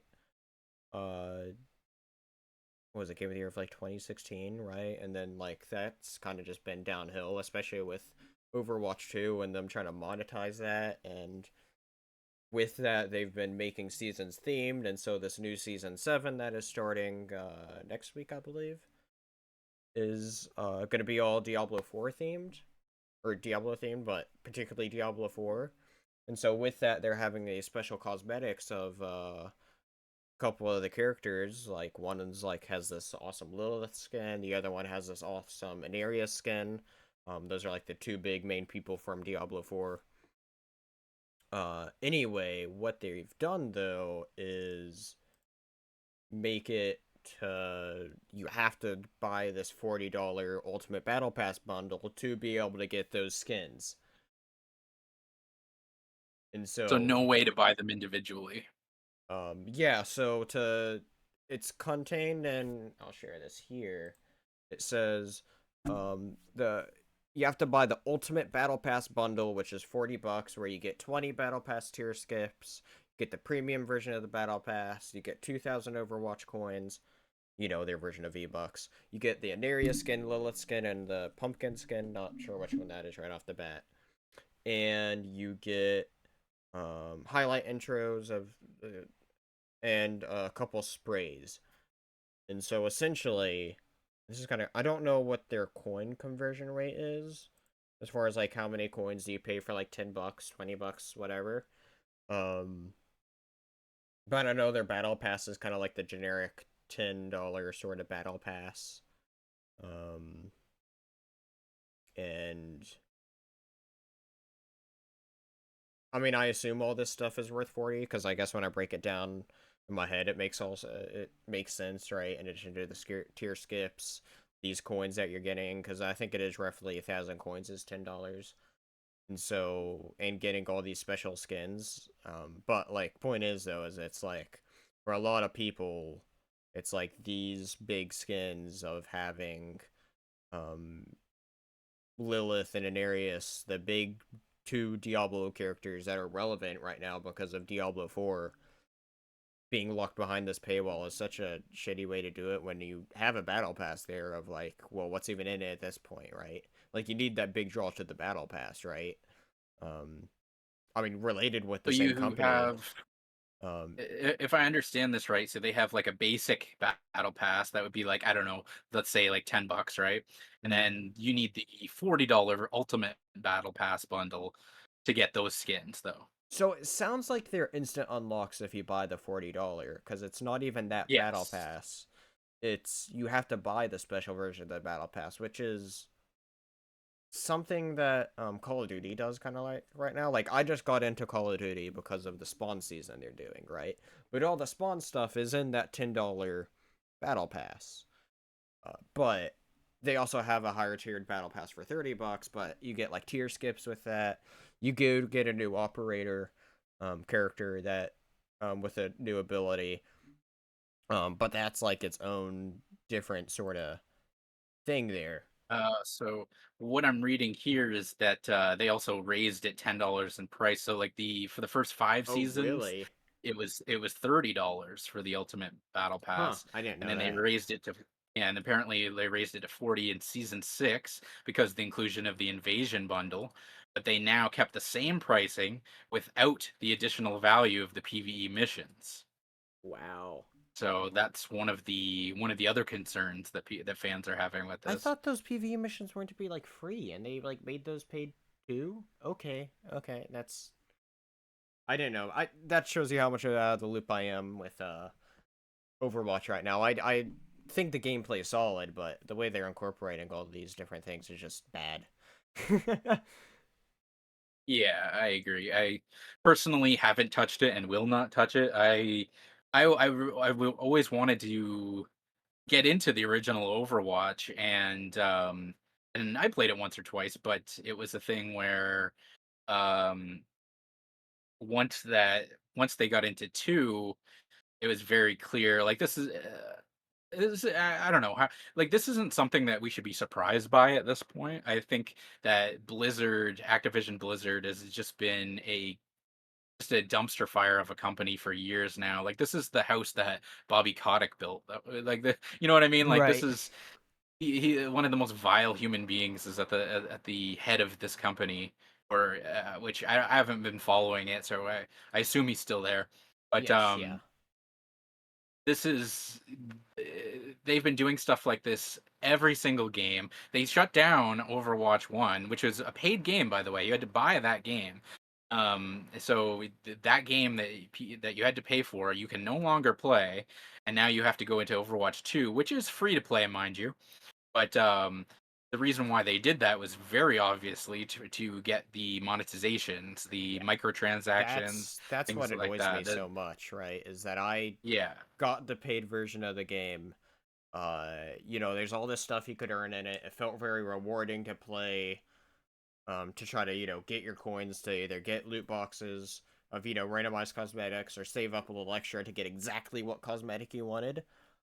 Now it's like that conversion of how much you have to play to get the to get a skin is like to get a basic skin, you need to play like months of challenges for a basic version of a skin, which is just like that's crazy, right? I don't have a problem with a free to play model of um buying whatever skin you want, right? Like that's part of the free-to-play model, right? But if it's something to where they make the skins earnable, don't make it an absolute grinding hell, right? Like, I don't want to play a whole year of this game just to get a single legendary skin that I could have bought for $20. Like, Yeah. make it make it Well, and reasonable. Like, I that's think the it's whole reasonable to idea. say. I think it's reasonable to say though, like a month of grinding for a big special skin, right? Because you have to keep in mind all these different characters have these legendary skins. All these different and all that, like, you know what I mean? Like several, each person has several legendaries, unless if it's a brand new one. Yeah. So No, I think that this is just the business model that a lot of these companies are operating on yeah. under and have been for years now.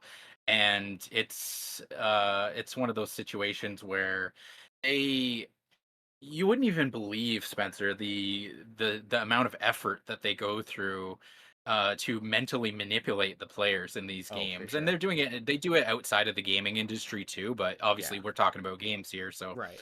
um if they spent the amount of time and effort on the actual game as they did on psychological tricks to get you to spend money in the game, like these games would be masterpieces, you know. And they're not, like you said.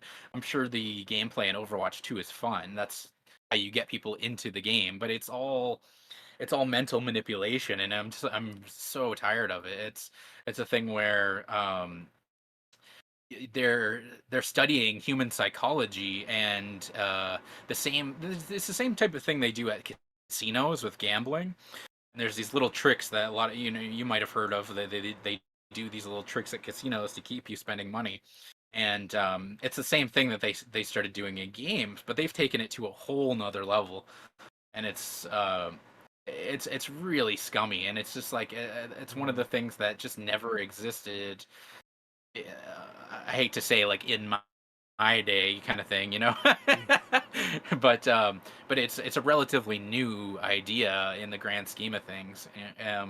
That's kind of taken over the industry, and it was so sad to see it happen to a company like Blizzard, who has some of the great games of all time. When you look at, the Diablos and things of that nature, right?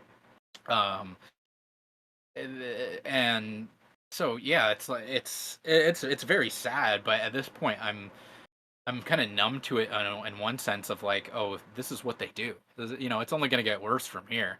Right. But this is what I think ultimately, if you're a fan of this game and you're upset by this, then don't first of all don't buy this fucking battle pass. Do not give them your money. Like, this is the thing. If you want Exactly. things to change, you can't vote these people out, right? This isn't these aren't elected officials. This is a company. The only way you can get it to change is by voting with your wallet. So don't give them money.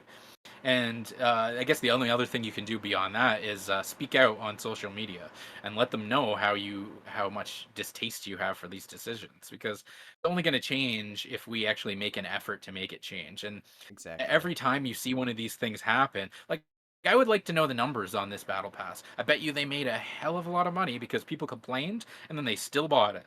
And it's like there's a one of the things is like the I don't know if you're familiar with the concept of the sunk cost fallacy. And it's an idea where basically you will justify something based on how much you've already put into it. So if you're an Overwatch fan, you've been like, oh, even though I guess they're different games, but applying it to Overwatch, I've invested all this time of years getting good at this game. Right. And and then in Overwatch 2, you can be like, oh, I've invested all this money into all these skins and all this stuff, so I have to keep playing to justify my investment. And it's like, you don't. Like, if the game is getting to that point where it's becoming an issue, you can just stop playing. It's like, it's a thing. It's like it's called cutting your losses, right? Um, yeah, you might have put an investment in, but it's like, you don't have to put up with this nonsense. And Right. it sucks. It sucks when it's a property that you like, especially because you got the marriage here of Overwatch and Diablo, and Right. it's like, I understand how that can appeal to people. Like, that sounds awesome, right? So, but it's like, you got to think about how is this affecting the landscape going forward? If this is what they're doing now, what are they going to do in the future? And it's just like I'm just tired of it, and I want other people to put their money where their mouth is. If you dislike it, then don't go and buy the thing. You need to teach them a lesson so that they'll change. Like, it's funny. I'm going on a little bit here, but another game just had a similar thing happen. I think someone posted this in our Discord. Sign up for a Discord if you haven't already. And this was the game RuneScape. Did you post this article or was it Patrick? Oh, it's Patrick. Yeah, so RuneScape tried to put a battle pass in their game, and after I think a couple months of it, they're canceling it. The one in December is going to be their last one The players because of revolted. the players revolted and they won because this is a game that has a 20-year-old fan base, and people were like, we're not having this. You're not going to do this, and they tried it, but it can only succeed if you let it succeed. If you give them the money, you don't have to give them the money. You don't have to give them the money, people. So anyway, that's my rant on that. Yeah, I mean, well said, I guess, right? I mean, I definitely, I don't disagree with anything, right? Like, and it really sucks too, Well, I don't know because if you have any different thoughts on something that I haven't. Sorry, keep going. I mean, like, Overwatch and Diablo 4, or Diablo, I mean, just in general, I'd say are my two favorite properties from Activision and Blizzard in general, and so, you Yeah, know, I can see that. not like the announcement of this collab had me going, oh, I'm gonna go back and play Overwatch 2 now. It definitely had me like perked up, be like, well, maybe I'll play it, right? And then seeing something like this, I'm like, you know what, never mind, I'm not. No, I don't have a reason If to. you're a hardcore fan, though, I could totally see it being a thing where it's like, oh, that could push people over the edge. Oh, for That's sure, what for Fortnite's done, sure. right?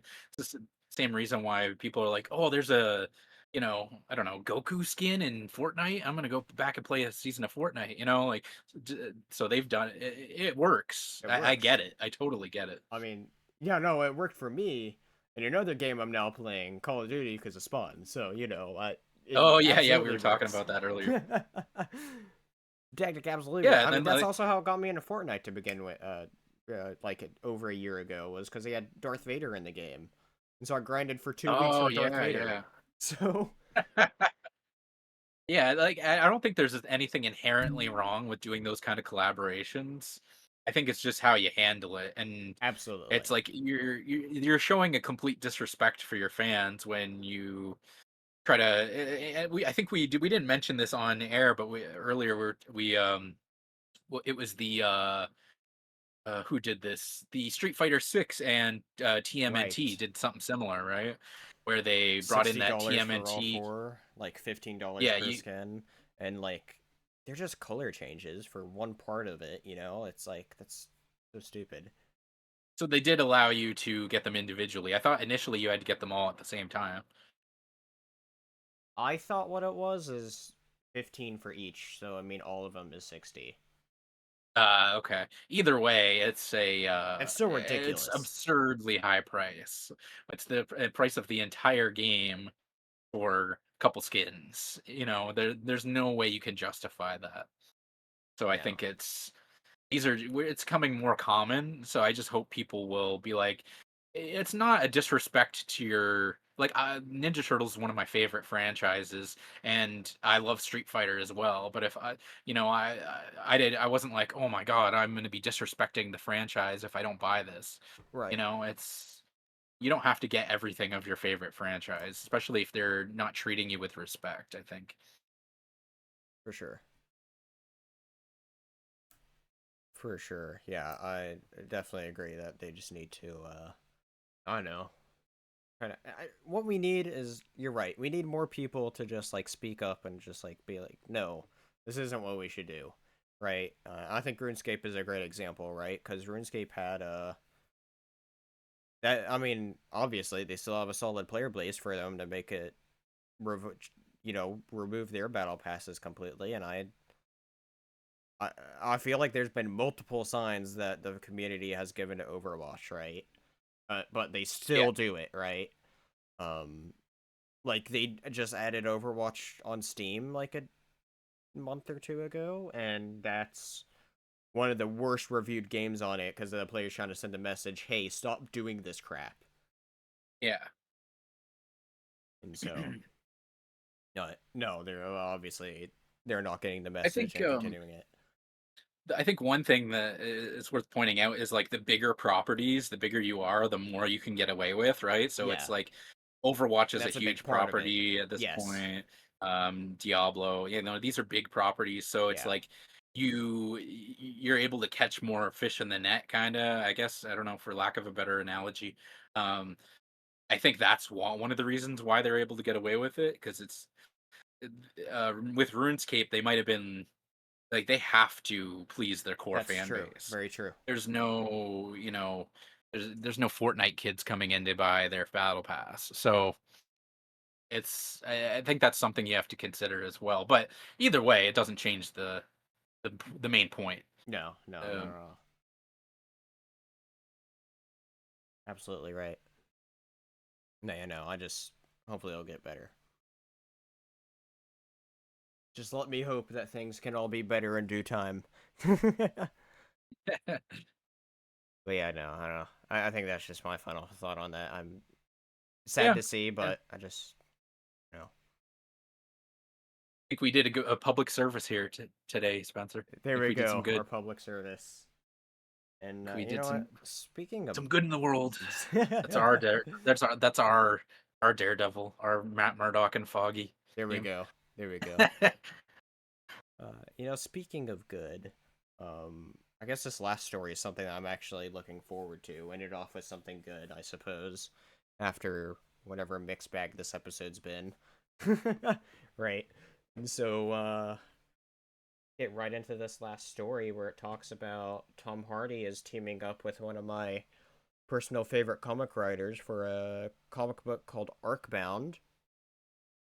And so, this is a 12-issue series that Tom Hardy is teaming up with Scott Snyder for, where I guess Tom Hardy has had this big idea for this comic series, and he's essentially went up to found Scott Snyder and is able to figure out, be like, hey, help me put my ideas on page.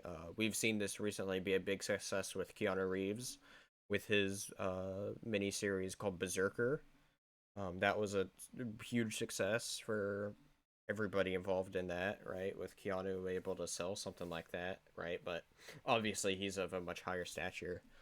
We've been seeing other big names follow suit. The other one that comes right off to my right off from my head is that uh, Wesley Snipes has his own comic that he's doing now too.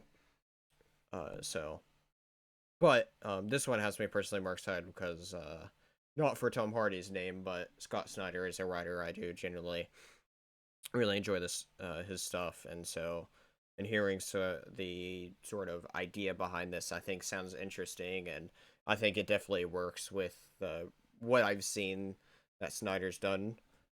So like the official description reads, the formidable uh, corporate corporate corporate corporatocracy. I can't say that word. Words are hard tonight. Where is it? Let me see if I can Corporate find it.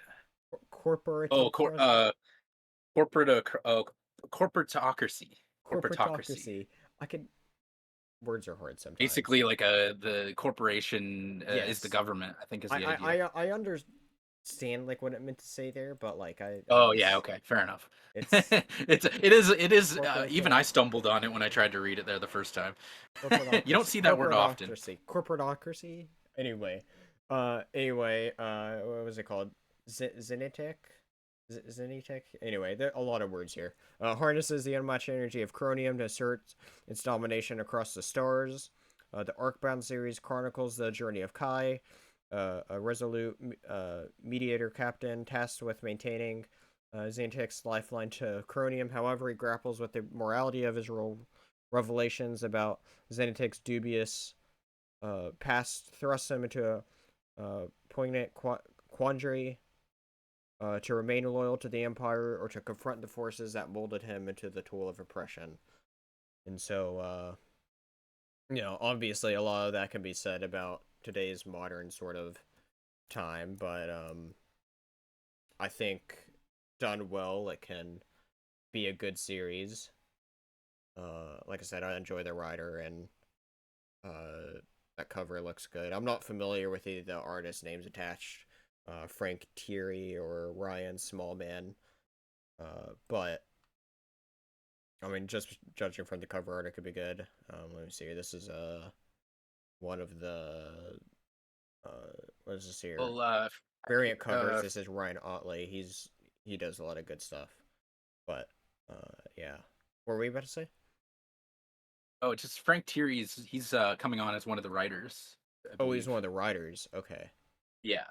interesting. So wait, let me read one of the right. So this is the quote I was trying to find here. Is that uh what who was it saying? Thierry was saying in a statement, it's exciting to have the opportunity to collaborate with Scott, Ryan, and Tom in building this vast universe ground up, embedding it within an epic tale that's entertaining as it is thought-provoking. Arcbound is not only a grand space opera, we're unfolding a narrative that challenges, questions, and introspects into the very core of our existence, compelling readers to ponder the meaning of humanity, prices we pay as a society, and ultimately to evaluate, is it all truly worth it? Um, I'm gonna have to, obviously, I don't know anything about the about Frank Thierry, but I don't know. I'm always there for new comic ideas, and I know Scott Snyder recently has been doing a lot of creative IPs on his own. Uh, Shout out to Noctera. That's been really good. Highly suggest checking that out. But he's also he's signed like a deal with Amazon to where he's doing a lot of those Comixology originals. And if you have a Amazon Prime account, you can read any of those for free on the Comixology app. But he's done several stories there, and I've read one of them. I think it's called We Are Demons. That was really good. Um, but point is, I like his original work he's done, and so I'm there for it, especially with whatever else is involved here. Do you have any? Yeah, it looks. Yeah, go on. I think I like I like that they're doing a new original story. I like the sci-fi direction they seem to be going in with it. The two pieces of art that they show in the article there are, well, I guess there's three, I guess. Um, They're all but different covers. That's yeah, all it just is. variants, and they all look good.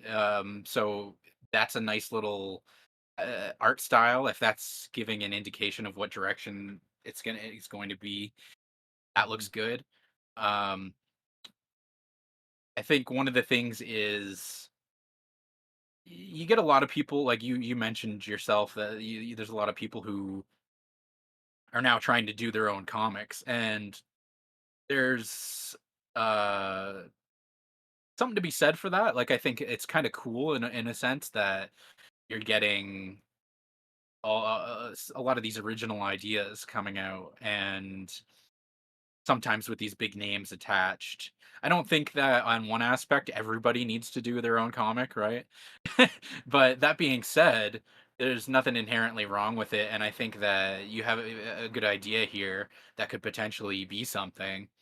And um yeah, I think that there's definitely I mean there's not a whole lot to go on at this point. So Absolutely, it's you can't really judge too much, for but sure. based on the initial impressions, I think that I would definitely check it out. I'll say that.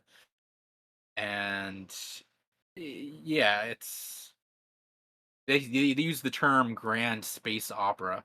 So when I think of that, I mostly think of like a more Japanese anime type stuff, like a Gundam or a uh oh god, like a Macross or something like that. But those are good associations to have in Sure, terms yeah. of that.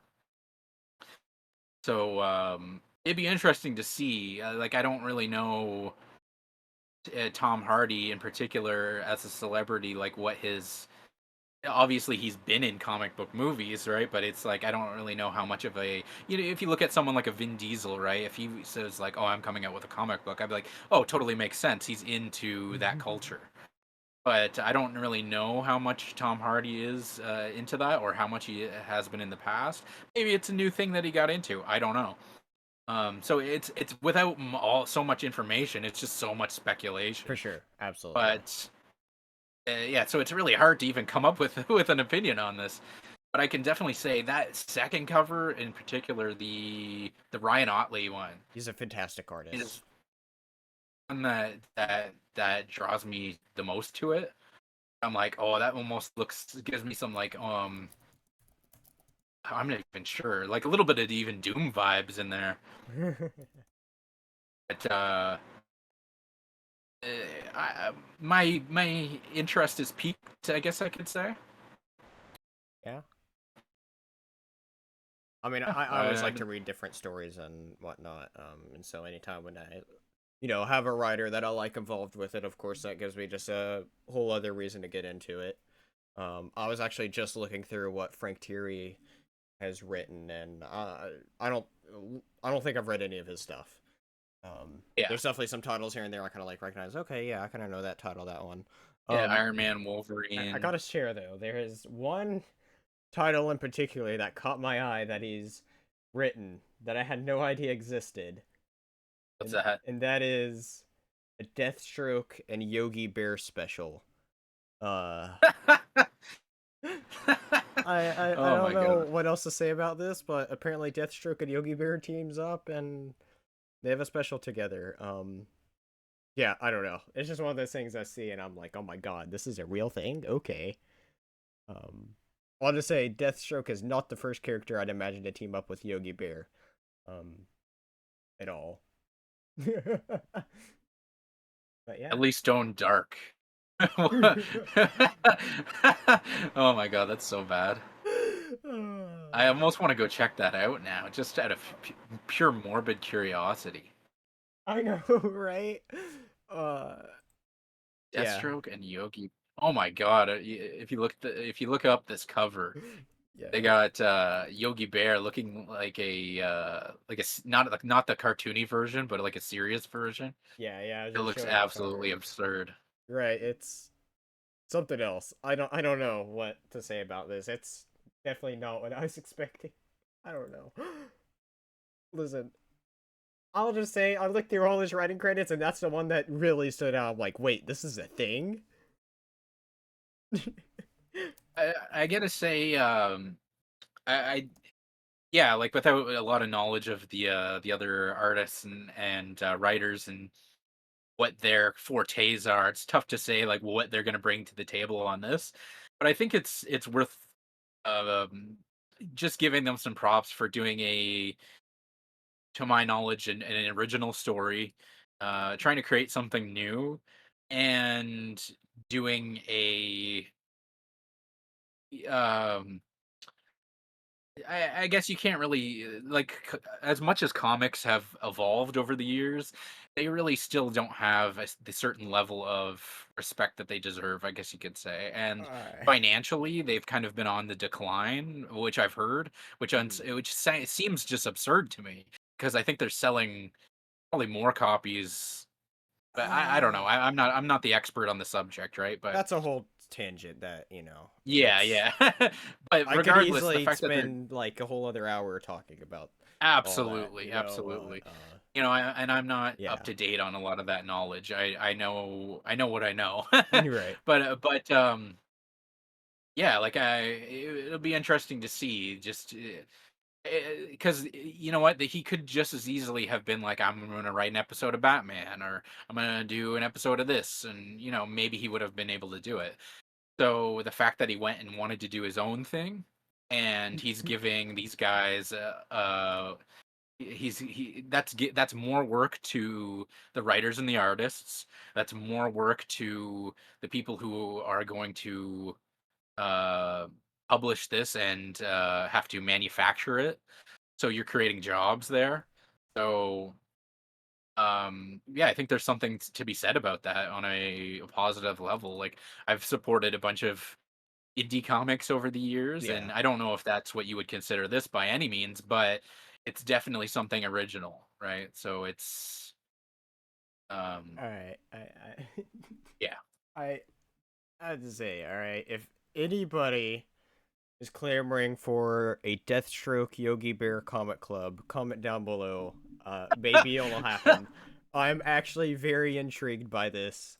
Here's the preview of the first page, and you literally just see Yogi Bear running away from a forest ranger, and so I assume it'll run into Deathstroke right after this, or maybe like the ranger like calls up and be like, "Hey, we need to catch Yogi Bear." Hey, if there was interest for Deathstroke and Yogi Bear, then I would think that there would be interest for Arcbound. You know what I mean? Oh, you know what? It actually, the more I look at some of this art, the more I'm thinking it's getting some. I'm seeing more of the vibes of like the closest thing I would think of in recent memory would be stuff like a oh, I don't know. Well, it just came out, Starfield, I was you about to know, and say I stuff could like definitely that. see Starfield in this. Very interesting. Yeah, and some of the other space American space games that have come out. Um, so yeah, there's some vibes of stuff like that, you know. Yeah, I mean, I'm here for it for that initial idea, and there'll be a lot more coming out from New York Comic Con. I mean, there's gonna be a whole lot of comic news and stuff coming out from that. So keep your eyes peeled for uh, whatever comes out there, and maybe I don't know. Thinking maybe on Dingiston I'll make another like comic news video or break them up or something. I don't know. I thought we'll see what happens over the weekend and how busy I am, but Yeah, it might be worth going into. absolutely. But yeah, uh, I don't know. I don't have much more thoughts on this. My mind got completely sidetracked by the fact that Deathstroke and Yogi Yeah, Bear is a thing. My Death, mind's kind of stuck on this Deathstroke and now. The Yogi moment I Bear. found about this, my mind's been completely off the rails. Um, yeah, I feel like I kind of have to do like a comic club over this now. Stroke and Yogi Bear. Oh my god. Right? He Isn't it also great? did a Uh, well, nothing's gonna reach that level of absurdity. But on a lesser note, he did a Archie comic that was a horror one by called where is it? I just had it. Archie has Jughead the Hunger. Archie has some crazy crossovers, man. Archie crossover with Predator once, like who would have thought of that? That's interesting. He's written a good bit of Definitely not. Wolverine, so that's awesome. Yeah. Iron Man, Deadpool, Weapon X, Hercules, X-Men Apocalypse vs. Dracula. Very interesting. Um, actually, I feel like I've seen that before. Um, yeah, all sorts of different things he's worked on here. So, he's definitely has quite the catalog of uh things he's written. Wait, I have read one thing from him. Wait, yeah, I've I read see a one few thing. things. I've read two things of him now that I'm reading this. He's done two of the one shots that's connected to Dark Knight's Metal. I've read two of those. Nothing too crazy, but like still, hey, I've read it. Um, he did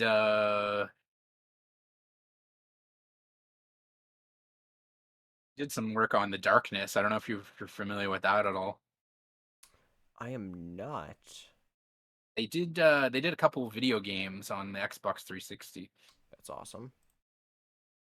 That's that's one that popped out at me on the That's a list there. lot of great names attached to this character.